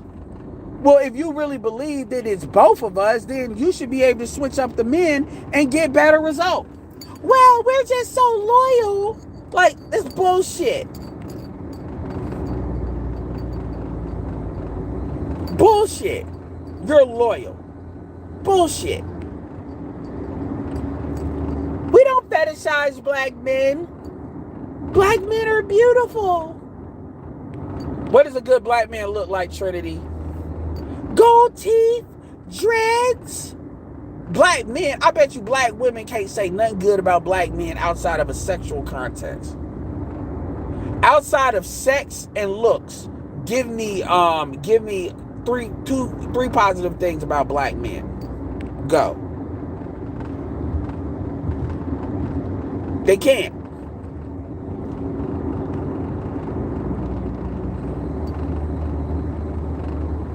And then it becomes, oh, you gotta hate black women. To even pursue this line of questioning, you gotta have some issue. Who hurt you? Your mother. You're like, oh my God. Like, yo, it ain't that serious. I'm just calling a spade a spade. It really isn't. Like, there's nothing I'm calling out that's not readily obvious if you actually want to look at this. You're not fucking just wanting to believe your own emotional story because it feels good. Because when I actually ask you questions, folks can't answer. And a lot of us, we're sitting there. That's why I got annoyed by the breakdown. Because I'm like, okay, I'm just here. We're not really having a conversation. All we're really doing is like, this is just, people are pretending. We're pretending that, like, motherfuckers give a fuck. So the reality is the best way to deal with this shit is just to have the manosphere's main edict should be to network with as many black men as possible so we can influence as many black men as possible. Because women are not, if they ever change, they're definitely not going to change if they believe if there is no urgency in loss.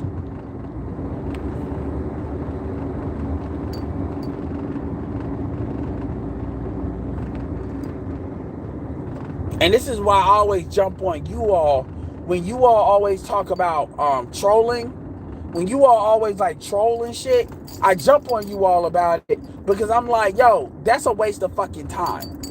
It undercuts your argument, and quite frankly, it's not even worth it.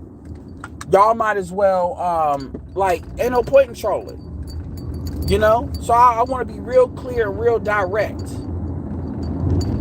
I'm not going to let them off the hook by trolling. That's why, like, when Courtney was on fucking Pablo's shit, and then they kept beating her up, I'm like, I don't want to look like some nigga that I just need to get off, you know, what I feel about a black female. I don't understand why y'all do that shit. Because that shit makes you look bad. I don't understand what people don't understand about that. Number one, and number two, that's not really that's not productive. It's not. Because a lot of these dudes, they're not going to believe you because they're going to say, oh, you mad, that's why you got to get off on a woman. The reality is, you got to get her to say what you know she's on. And that's anybody. And maybe they agree, maybe they don't agree. But you're not, because what dudes don't understand is, yeah, that works for dudes that already agree with you, but for dudes like CGM and them, they're always going to have this little pull. And they got to hear it directly out of a female's mouth.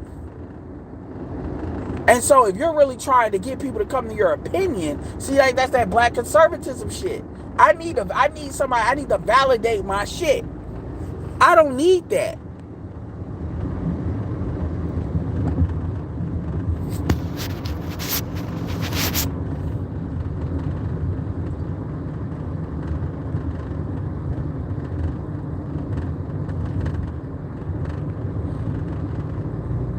Again, make sure y'all hit the Cash App and appreciate Vernon with the $20 from before.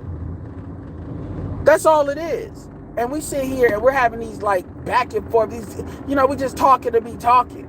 But ain't nobody really not really saying shit. Oh, but these are just opinions. We don't have to all agree. You could have a mind of your own. Yeah, you could have a mind of your own. And you could be dumb. You could be dumb too. You know, just because it's a mind of your own doesn't mean it's a valid opinion. It doesn't mean that. Because when we actually get to the heart of what you're really saying, what we find is what you saying ain't standing on shit. And that's why the conversation is always like Edge of Tomorrow. It is always reset. Because we got to keep the conversation basic. We don't want to do math that's too deep. We don't want to get into fractions of shit. Because we get into that shit, oh shit. We get into that shit, oh shit. Shout out to Marquise Kid, my fave channel, so underrated. I appreciate that. We keep it real here. It's the underground. You know, so oh shit, we gotta reset it because we starting to get to too much truth. So and here's the thing: truth don't make money. Most of the time, truth don't make money. Most of the time, and this is why nobody really likes to tell it.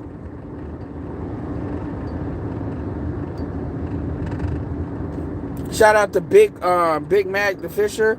No urgency of loss is above. Absolutely. And shout out to Danielle for saying it. As long as dudes are talking to women and not taking action on what the fuck they say they gonna do, black women are gonna call your bluff. Which is why I say you tell these chicks go date out. Because I'm not dealing with you if you ain't validating what the fuck I'm trying to do. I'm not dealing with your ass. So you might as well go find somebody else. I'm telling you right now. But we're not because we're loyal. Okay, you be stupid. I don't know what you loyal to. I don't know what you loyal to. I don't know why. Because y'all be palling around with the same bitches that be talking about killing black men. Low key. But you know, but I'm not, you know, it is what it is. We gotta preserve the race. We gotta none of that pro-black shit. No. We've been there, done that. Like, y'all, like, cut that shit out. You know, we gotta preserve. No. I'm about the details. Fuck that emotional bullshit. It's like a car, like insurance. Fuck the commercial. What are the benefits? And is it worth the price? Well, you real direct. Hell fucking. We can pal around once we come to an agreement, and I find a way to, and there's a way to execute that agreement. Other than that, you bullshit.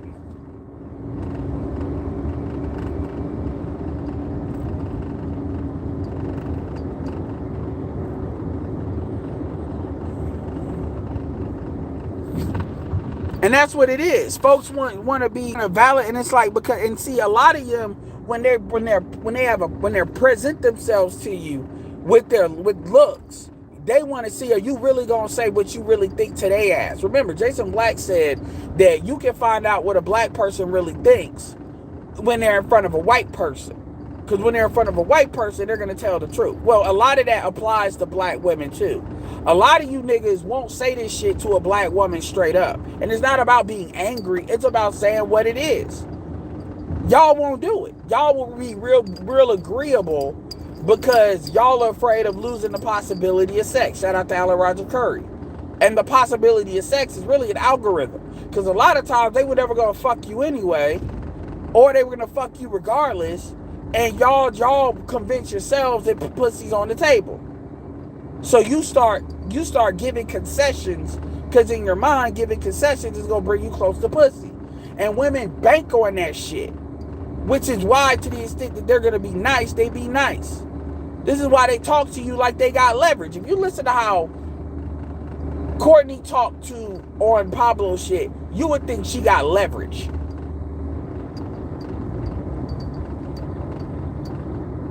And it doesn't matter. And Trey couldn't detect that. And that's why it's not even about, like, you know, and that's why I said, no. What we need to do is we just need to have a conversation. We're going to have it. So we're going to walk you through your logic. And we're gonna go down the road. This is the road of Courtney, the road of Kay, the road of fill in the blank. And we're going to see where it takes us. We're going to see if it takes us to the city of enlightenment, or if it's going to take us to town bullshit. Let's see where this GPS goes. I'll drive on the highway with you. And then Trey basically was like the goddamn deer that jumped in front and looked right in the deer in the headlights, and I had to swerve off the goddamn highway, fucking my shit all the way up. And then he want to look at me like it's something like I'm, and then just walk away. That's what Trey did.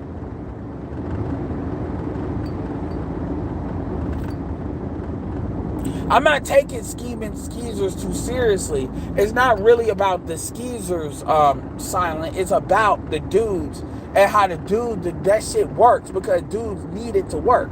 Or dudes are so in love with their own validation or their own ego that they don't, you know, they wanna tell a chick off. Any chick. And I'm like, motherfuckers are too old. Some of y'all are too old for that shit.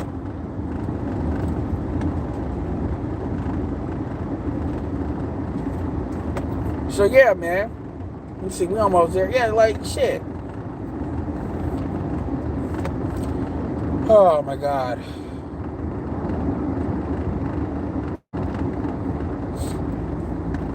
Get some fucking gas. Then get some gas and be in the house. So I ain't gotta deal with that shit tomorrow. I don't know. I may see carnage tomorrow. I don't know.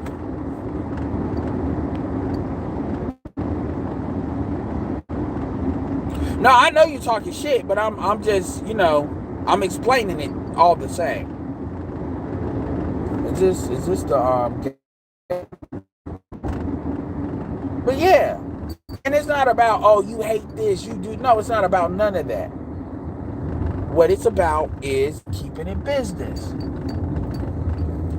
That's all.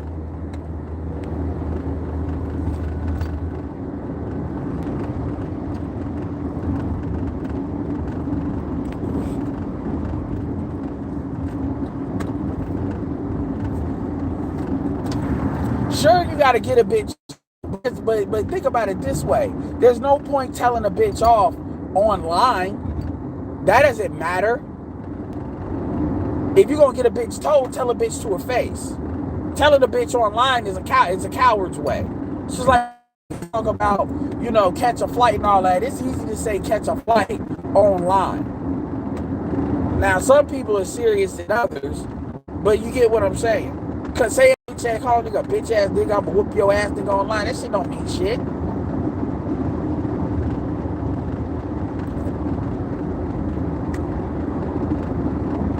But yeah.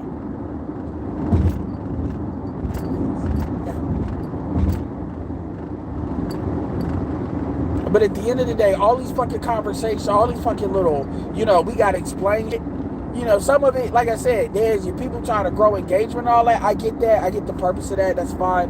But I'm saying ultimately, let's not kid ourselves. And I'm gonna tell you one of the most significant things Kendra said, and this is where Kendra said she wasn't there to play. But she was there to have a conversation. But for real, they were talking about that bitch that's Rick Ross baby mama. And then they were having this Kendra was quiet. They were having a conversation. K, all of them have a conversation. This is like the first topic. And then Kendra said, let's not this bitch said she makes $147. And Courtney is saying, well, you don't know. Maybe she worked for Rick Ross. I mean, maybe she was with Rick Ross for 3 years and they were in a relationship. And because they were in a relationship, that's why she ain't make no money. Because what was she gonna claim? This is the I make my own money, I don't need no man bullshit. And then because the argument was the Anton was making is he should have the power in the child's life because he's the economically stronger person. Because whoever has custody is what controls the child as far as the direction of the child legally. And Rick Ross should have that final say. And then they want to say, well, they want to make it about who spends the most time. And I'm like, none of you females would agree with that. If a woman, let's say a woman is like a partner, right? She's a partner at a law firm. And she has a kid with a dusty nigga. Or she has a kid with a nigga that he makes his own money, but it ain't hers. It ain't like it's less than hers. You would never say because he spends more time with the child that he should get the child. You know good and goddamn well that is not how the court system does shit. You know that. So to say that because this bitch makes taxable X amount of dollars, which is not true, I knew that wasn't true. For you to even have a conversation, fuck the sake of a show, for you to even have a conversation and come up with all these fucking reasons as to why she should have custody. And then Kay said that, well, 11,000 is a small portion of his income. It doesn't matter. It's more than what most bitches get for 3 kids.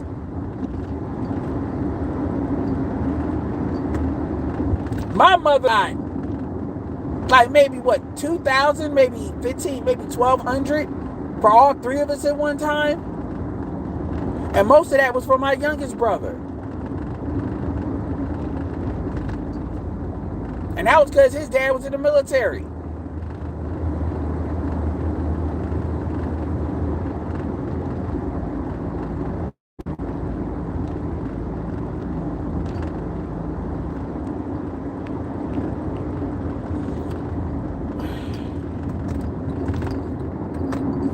Like straight like that.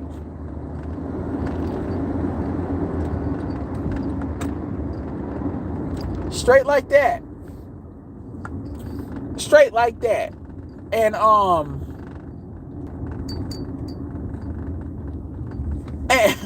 and you this bitch getting 11,000. And then keep in mind, that Rick Ross is going to pay for a lot of shit. So really, that bitch is getting really 11,000. Now, granted, they said some of it's going to go to the kids, but it's really them. And we all know this. But these women are really going to pretend like that's not what it is and that's just a woman's perspective. No, that's bullshit. That y'all are hiding. Y'all disrespect a woman's perspective by saying that. By doing that. When you hide bullshit under a woman's perspective, what you're essentially doing is polluting a woman's perspective. Because you're saying you're teaching dudes to view a woman's perspective is bullshit. And Kendra came in there and she said, well, let's not pretend that they're not scamming. That she's not a scammer. She's a scammer. Now, because she said it, they didn't really fight it. And that's the little politicking. So you know, it ain't about what is the truth and what's not the truth. It's really about who's saying it. And that conversation got corrected. Because she said straight up, and then you had a mirror like, really shaking her head in agreement. And yeah, this bitch is a scammer. And that's not how other groups work. The shit flows through the man. It doesn't flow through the woman. And see, for women to not understand that, and this is my thought. Obsidian's thought is you have the conversation and maybe they'll learn. My thought is you just replace their ass. If somebody can't do the job, you find somebody else to do the job. That is what your power is. And if somebody doesn't want to do the job, then you get what you're offering. But this shit where you waste your time explaining common sense shit to people, that shouldn't even been a conversation. But it's like, oh, well, what about this? What about that? What about having for this? What about having... No, that's bullshit. That's completely bullshit.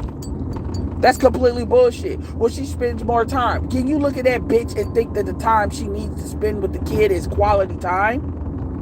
Some of these women don't even need to be spending no time with their kids because they're fucked. And then they'll talk about bringing in a nanny or bringing in a nanny. Well, what's the point of bringing in a nanny when you can bring her in? The point of bringing in a nanny is you can control what that nanny does, number one. And number two, you can get them qualified. To be honest with you, a lot of women are black women and other women too, but we're going to talk about black women. They're not even qualified to be mothers. Like, we can't have that conversation. That bitch, it wasn't qualified to be a mother. Well, why did Rick Ross fuck? Because he wanted to get his fucking nut off and he wanted to skeet in a bitch.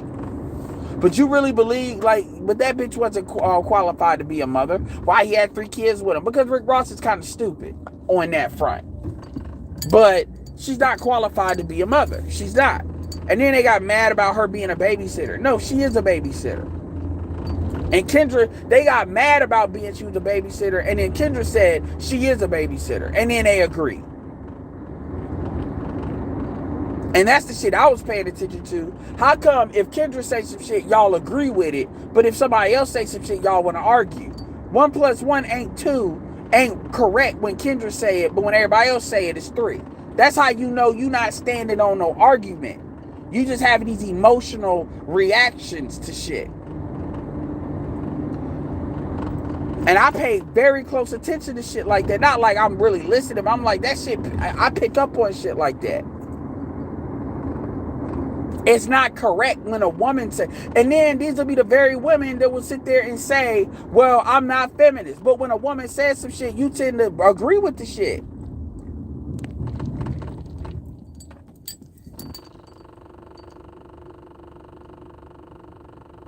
No, that was Rick Ross's chick. And then they want to act like that ain't no money.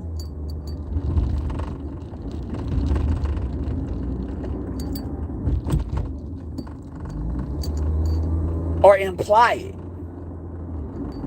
And half these, and the thing about it is these women ain't touching no $10,000 a year like that. And if they are, it's taxed up. They not touching money like that, but they'll tell you conceptually it ain't no money because social media's got them believing if they not rich, it don't matter. Or they got them thinking they need to pull a Janet Jackson. I saw a photo of a woman saying, about Jermaine Jackson being a stepdad. They were talking about, ain't no offense, Jermaine, but we can't just pass those genetics down. Because, Jermaine is short.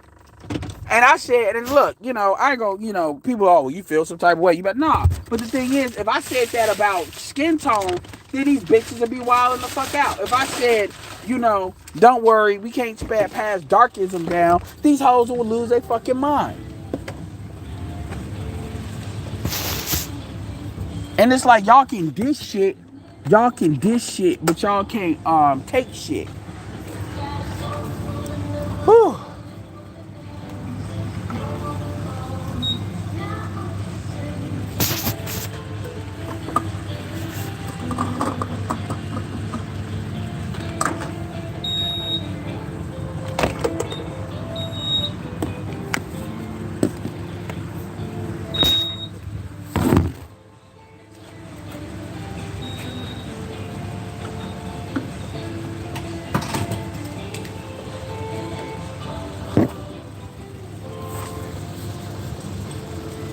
They be the main one. They say little slick shit out their mouth like that shit, And it's cool.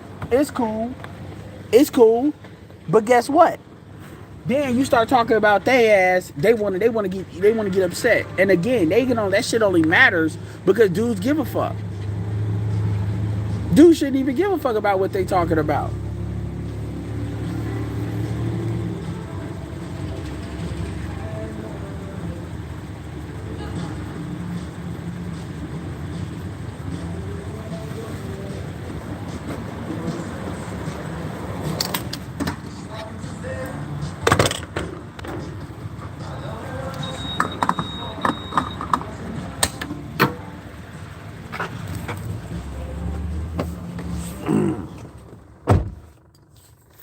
I'm gonna take my ass back to the house. But yeah. Appreciate it, Ash. First time to comment. I haven't seen you before. Welcome, welcome. Women are welcome. And people are welcome to disagree. Keep the dialogue going. But I appreciate your support. But yeah, and then people will sit here and be like, oh, well, nigga, you hate black women. No. I just prefer black women with common fucking sense. So a lot of this shit don't even got to be said to that level because, they got common fucking sense. And then people that want to operate outside of common fucking sense, or when you trying to get over, that's going to get called the fuck out. Because I'm not playing with you. Now, sometimes I'll play along, but no.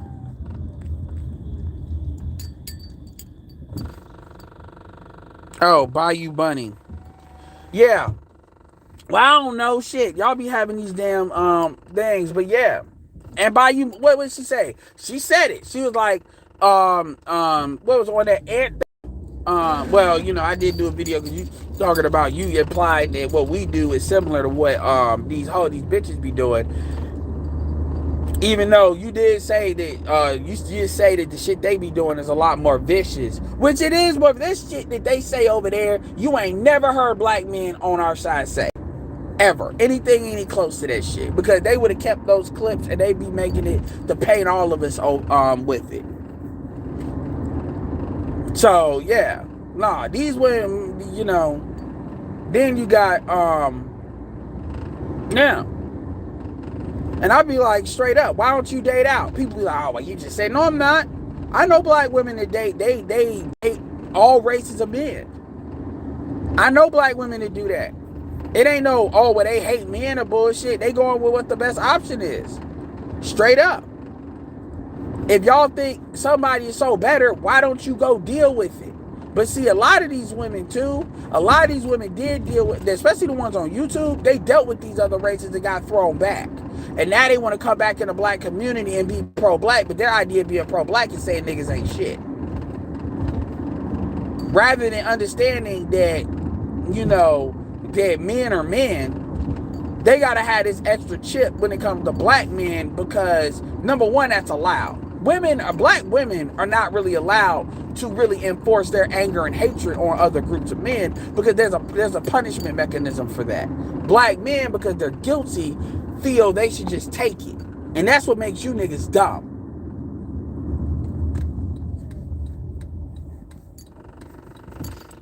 So when y'all think that I be just saying that shit, I'm like, yo, I'd rather a chick date out and shut the fuck up about black. When I say shut the fuck up, I mean like Damn, like you talk about killing, like damn, you don't need to deal with black men if it's that serious.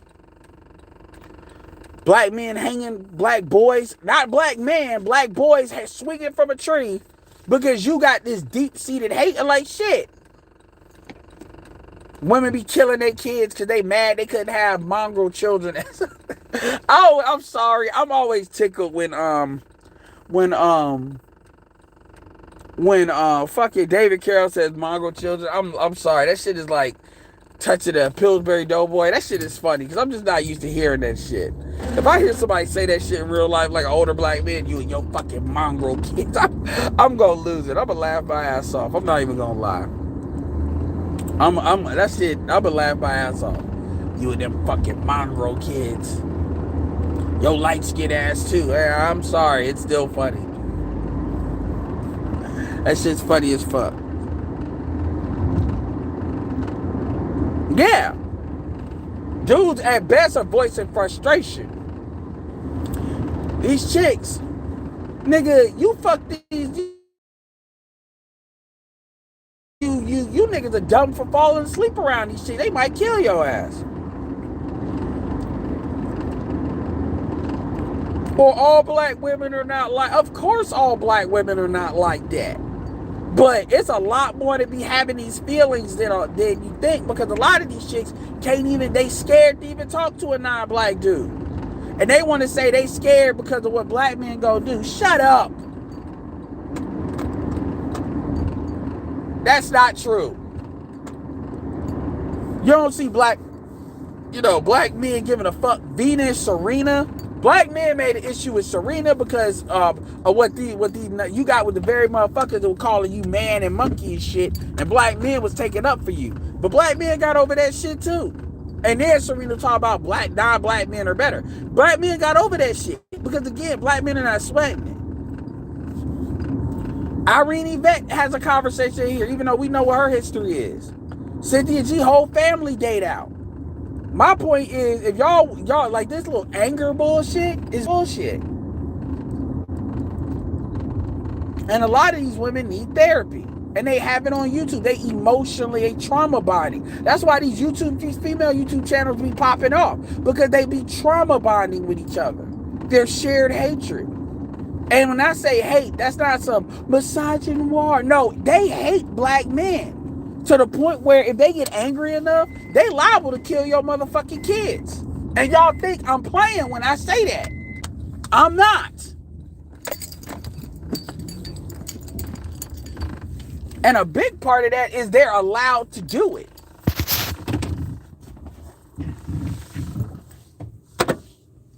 Mongrel children. I'm sorry, that shit is funny to me. Anyway. But yeah, people don't talk to me because I'll get, as much as I talk, I'll get to the point real quick. I will get to the point real quick. Because a lot of this shit can be solved in a couple of questions. A lot of this bullshit can be checked in a couple of fucking questions.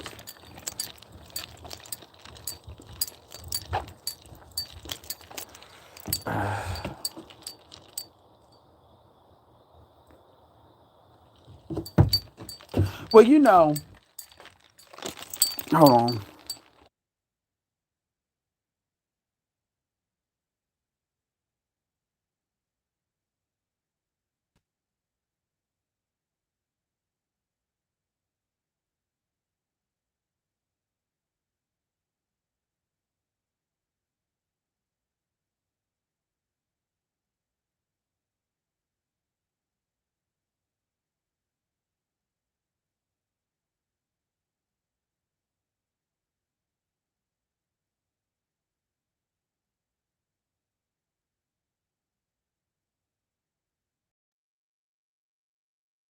That has some truth to it. Um, Bunny, that has some truth to it. But the truth is, there's exceptions to those rules. Like, I'll give you a perfect example. And I'll give you an example with black women. If you're a black female, and let's say you're built like Iman, you may have a really beautiful face, really flowing hair, and I mean it's black hair, it's that the whatever C's y'all be fucking calling it. Um, but you're built like Iman. You're not really, and this is not to say you ain't got no ass and no titties, but maybe you got like a cup. You ain't really got an ass, just slender. A lot of black men are not attracted to that.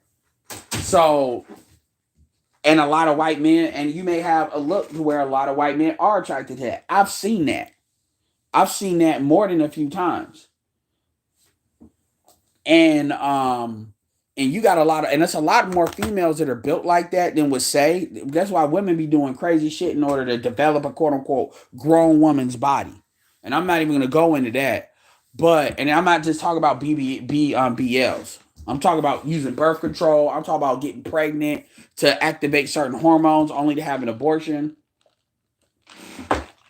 which is something that the manosphere never talks about but happens. But that's one example. It's a couple more I can name, but that's just one. That's a good one.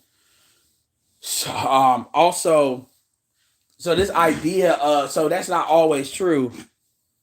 It is, I would say yours is, but I think people lean on that a little bit too much. And as far as men, a lot of men may not be culturally compatible with black women. Black women have a certain culture that they like in their men, and that may be more conducive to, we'll call it the American mainstream, right? And because that's conducive to the American mainstream,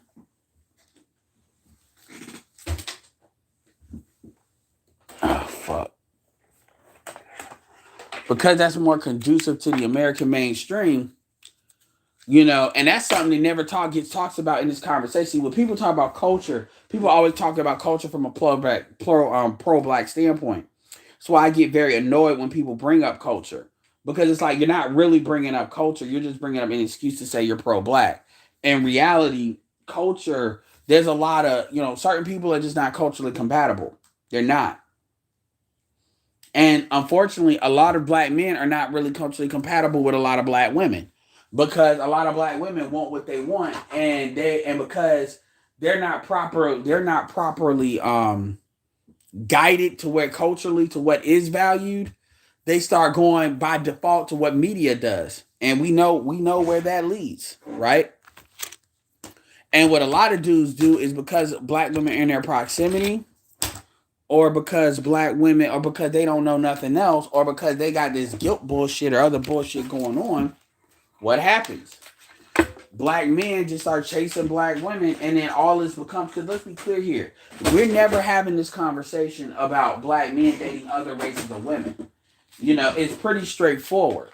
But where the issue comes in is when black women, and when black men, these conversations are always black men dating black women. It's never, and then people will put, oh well, people will say, well, you can date non black women, but a lot of these dudes are not really chasing non-black women like that. They really aren't. Not at the levels, that people want to say is going on. At least not with like people my age. Now you're seeing that more and more, which is why you see the women complaining more and more. Or it depends on the market you're in.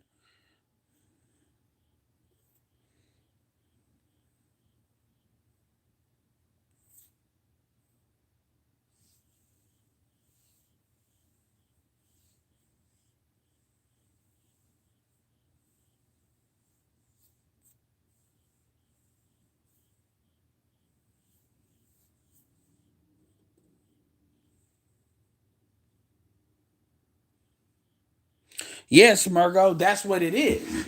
And so I understand. That's why and trust. So when I say that, that's not just some shit that I'm just pulling out my ass and saying it out of spite. I understand that there's reasons why like certain black women would date out. I've known that for a minute. And although I'm a slender black woman, I'm cool with. But a lot of these niggas, like y'all, especially in the South, y'all be really on that. Every bitch ain't built like that. Every black female is not built like that, and every black female is not meant to be built like that. Like, for example, Avery Woodley is not meant to be built like that. And so a lot of y'all are in love with this obesity. But see, that's the other side of that obesity shit that I don't talk about. Y'all being in love with that obesity shit is low key communicating to black women that that's what they need to do. And Danielle has mentioned that, so I'm not gonna act like she hasn't. But that's why. And what do I do? Do you see me? You see me not saying you niggas got mental illness for wanting big bitches like that? Do you not see me saying that? So it's not like that's not something I don't hold black men accountable to. And what do niggas do? Niggas act like that don't matter.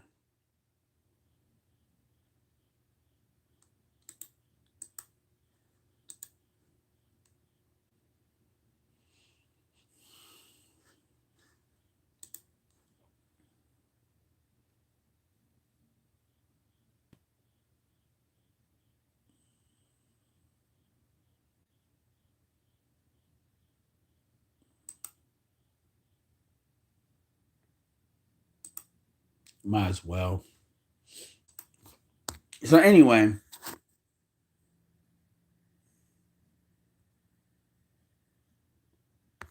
yeah, Smurgo, I agree with that. In the minds of many, in the minds of many black men, if she ain't built like her mama, she ain't really black. Yeah, a lot, and this is why I say the gynocracy is a lot of these dudes too. But see, you notice how these conversations are never had because if you have these conversations, then what happens is that's going to force women to have to change. See, women are never going to tell black men to have a mindset that's going to force them to have to improve. So they're very careful about preserving mental thought processes that would lead to black men asserting a higher standard in black women. Black women are, and even though it can hurt some black women in the process, where I said slender thing. And this is where black men being emotionally driven by black women is not a good thing. And this is why these conversations, again, bringing it back to the beginning of it, are never had in good faith. They are rarely had in good faith because it's all about playing the game behind the game. It's all about trying to get the shit behind it. That's what it's about. Anyway, I'll keep this up. Like, I'm from my computer, so still talk to y'all while I'm doing some shit.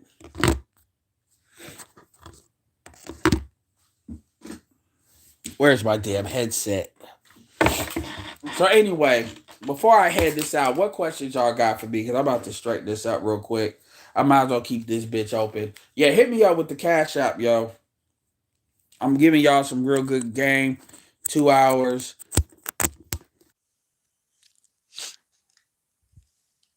Make sure y'all hit me. Appreciate Vernon again. Let's see what the fuck y'all got to say.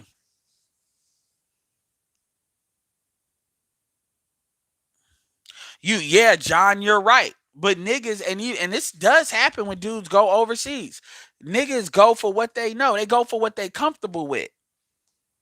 And black men got to start practicing that's a part of black self-hatred. Black men got to start practicing self-love and start demanding higher value. They got to, man. And part of that is demanding more respect. Shit.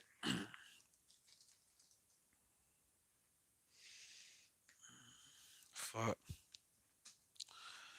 Oh, shit.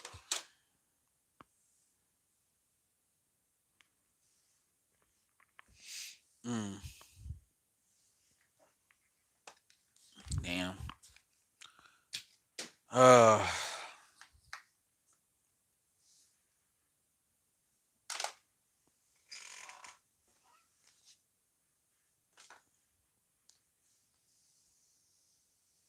yeah, it's like, why would you do that? Why would you do? And then these niggas, if you ask them, you know how you dealing with somebody that's got mental illness. You ask them a question, and then they say, "I don't know." This is how you know this is an office. Look at all these fucking cords, man. It's where the magic happens. Y'all be seeing that shit. Why did you do that? Nigga be like, oh no. Okay, so you a dumb nigga? Then they get mad. Who you calling dumb? The nigga that said I don't know to a basic ass question. If a nigga does something and he say I don't know, then I think he's a dumb nigga. Maybe that's me. Ah, fuck.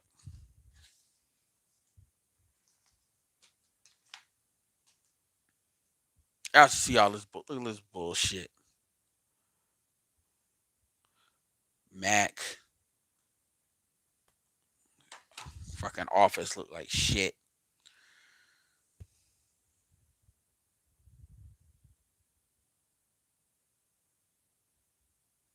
They're not aware. They're not aware because they're not really in the age. They are aware there's a problem because the men that they see higher value genetically, they don't have access to as much as their the last gen did. So they are aware of a problem, but they're not really. A lot of these women they cope with it in different ways. Some of them go gay. Some of them do a combination of a couple of things. Some of them go super feminist.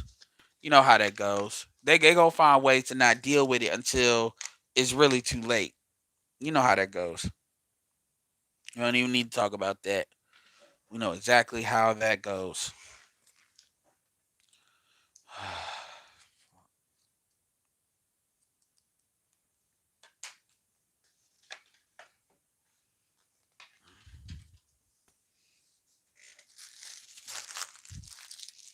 Actually, let me keep that. Let's see where we at. Take this out. Take this out.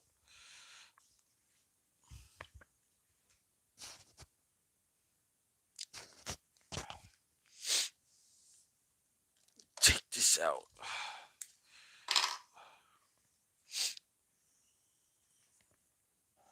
Let's see what's going on.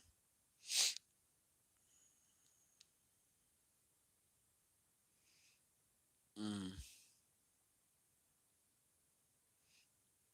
I wish YouTube did like Instagram and I could bring like one person up or some shit like that. Like I said, I gotta get this StreamYard going.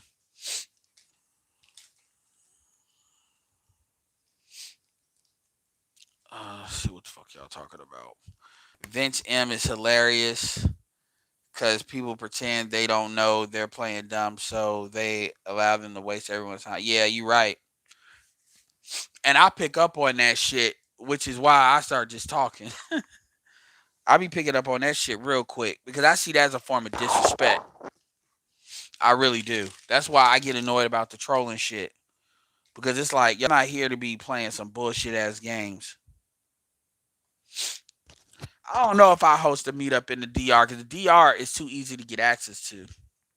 Shout out to Passport Heavy. But I actually know quite a few Dominicans. A lot of people think I'm Dominican. A lot of Dominicans think I'm Dominican. They really do.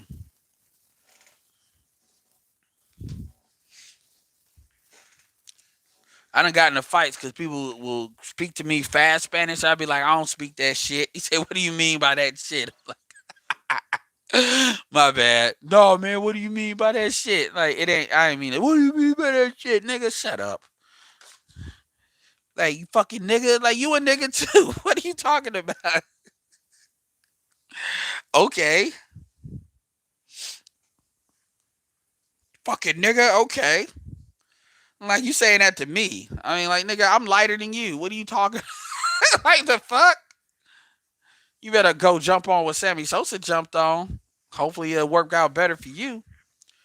That shit made me so mad when Sammy Sosa did that to himself. I said, I'm so glad I stuck with Frank Thomas. Shout out to White Sox. I used to be real into the Negro Leagues, the Cooperstown stuff. That used to be my shit. Go to school, the baseball jerseys. I had my basketball jerseys too, but you know, baseball jerseys was a shit. Um, fuck.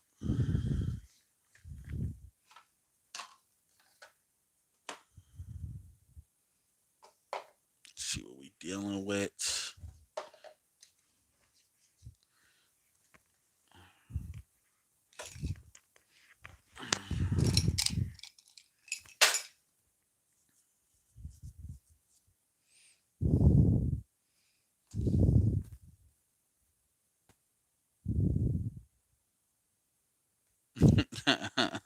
It ain't male colorism in Latin America. They teach white dating white is a form of social mobility, and they serious about that because they don't really have other ways of socially moving up like we do even today, like we do in America. You know, so that shit really matters to them. And you got to remember, them Colombians, they be whiter than white people sometimes. A lot of them, and then you gotta remember, Colombia ain't no like. Colombia is in the sun, so they be like that in the sun. So you bring them over here, they be damn near translucent. Some of them. That's a lot of y'all don't be understanding and that's why y'all don't be understanding about the select non-select shit because select non-select is really more about whatever the conditions. That's like a way of measuring a culture. It's like cost of living. Like who are the select guys? And dudes don't understand that because they too busy. Nigga, I'm alpha. I'm alpha no matter what. Not necessarily. If you a broke nigga, that concubine shit don't work everywhere. Because those women know that there's real tangible consequences to them fucking you, and they like, ain't no shit where like you still in America. A lot of y'all benefit. That's why you gotta have some money. You can't be no broke nigga going to these other places. And I'm not talking about it don't matter how you look, but the thing about it is these women can get sex from anybody. And I'm not saying you gotta pay, but but it ain't the exact same dynamic.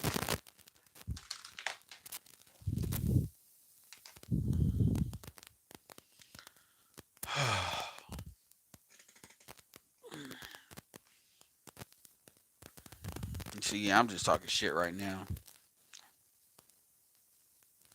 Yeah, man, that's some crazy shit with Sammy Sosa, yo.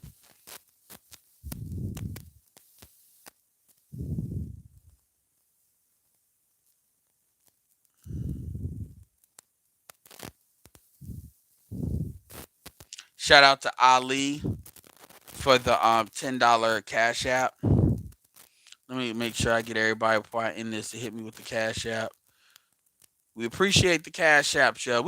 I appreciate the cash apps. I appreciate all of it because yeah. Shout out to Ali with the $10 cash app for she hate me. Yeah. Um, Shout out again to Vernon with the $20. Always starting to become some of my biggest supporters. Shout out to Philip Richardson. Oh yeah, that was from yesterday when he was like, "You got cut because you trash." Yeah, appreciate it.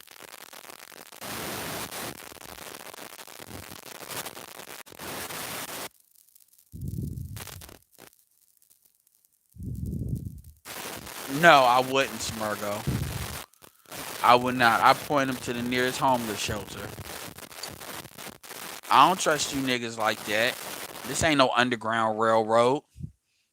The fuck? First of all, I would say number one, if somebody from the manosphere, first thing I would say straight up is why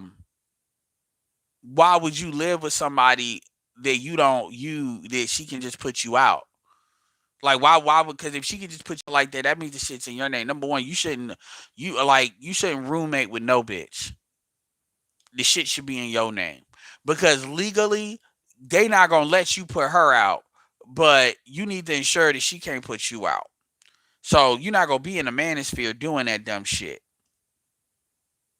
That's number one. So number one, you not living right in the first place by putting yourself in that situation. That's number one. Number two, I don't trust you niggas. I don't.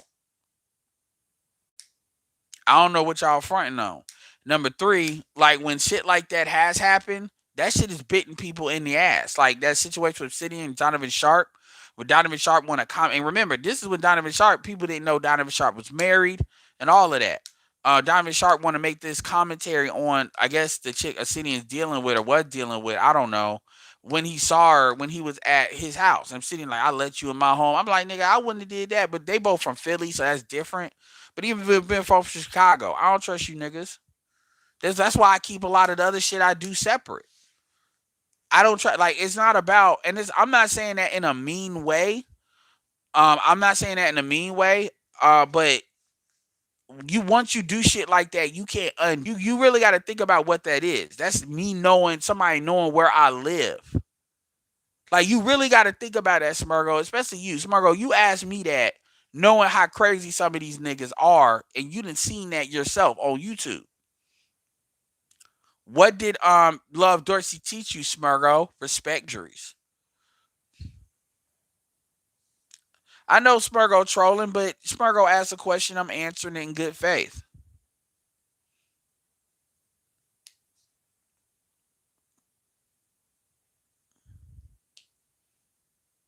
And also, what you doing, putting yourself in a position you can get kicked out. Number one, how the fuck you ain't got? How the fuck you ain't? If anything, what somebody should have learned is they should have learned that it's important to have your own money. So have your, as Love Dorsey would say, your basics together, so you wouldn't be in that situation. So you really telling me you can't afford? Because remember, $40 a day is 1,200 a month. So you really tell, and most of y'all are paying 1,200 a month in rent. So you telling me you can't afford a motel till you get your shit together? There's a reason why we say what we say. We don't say what we say. And by the way, yeah, Roxy Beckles is very underrated. Roxy Beckles is very, very underrated. That's somebody that I'm probably gonna start sharing more because because y'all already know who Kendra is, and Kendra's growing like gangbusters. So she don't need the help.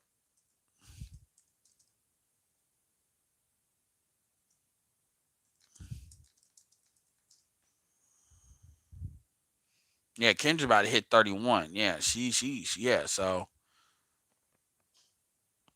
I'm telling you, if her and BGS holds it like a 4 hour thing for women, that shit would be fire.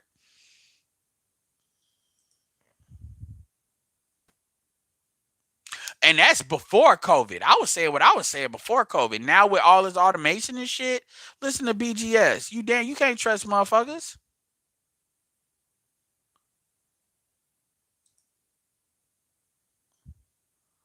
I don't know what the fuck y'all think this is.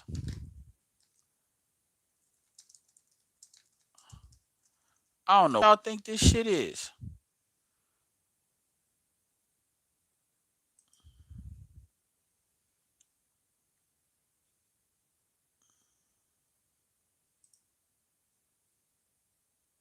Yeah, what the fuck?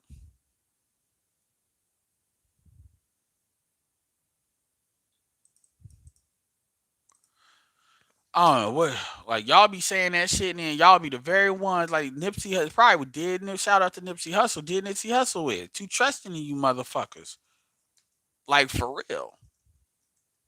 And they ain't got nothing to do with y'all being black, because I'm worse with white people. I'm way worse with white people with that.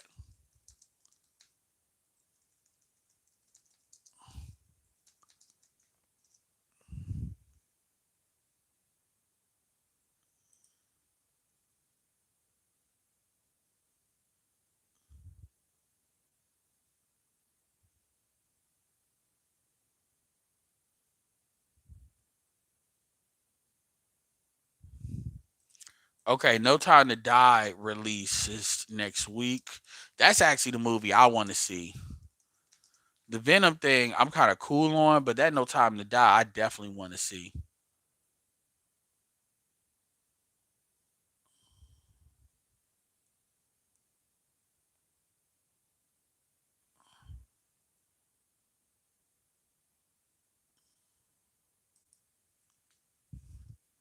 All right, y'all.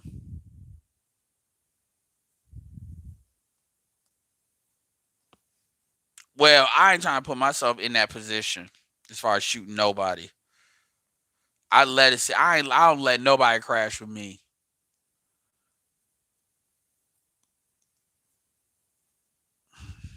We got hotels.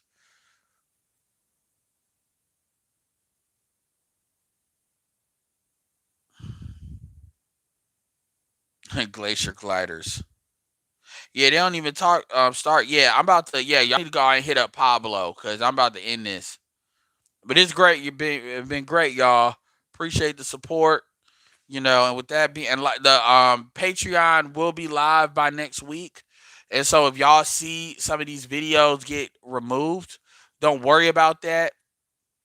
And I'm gonna tell you that Patreon's gonna be deep as fuck because I got a lot of shit that some of y'all came through. Like I got a lot of video. I actually got 1 million views, technically, and so really half of my views are like 600,000 of my views are really in videos I've already taken down. So yeah, shout out to Vernon. So yeah, y'all about to get a whole like y'all gonna get more content than y'all ever could see from me. Cause that Patreon is literally gonna seem like it's its own thing. Cause probably what I'll do with the Patreon is I'll probably upload some of the old shit first.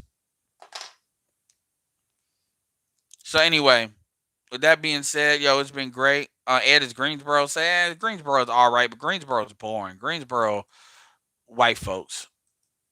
Really, it's black people there, but yeah. Anyway, y'all, it's been great. So with that being said, this is Edward signing off. Peace.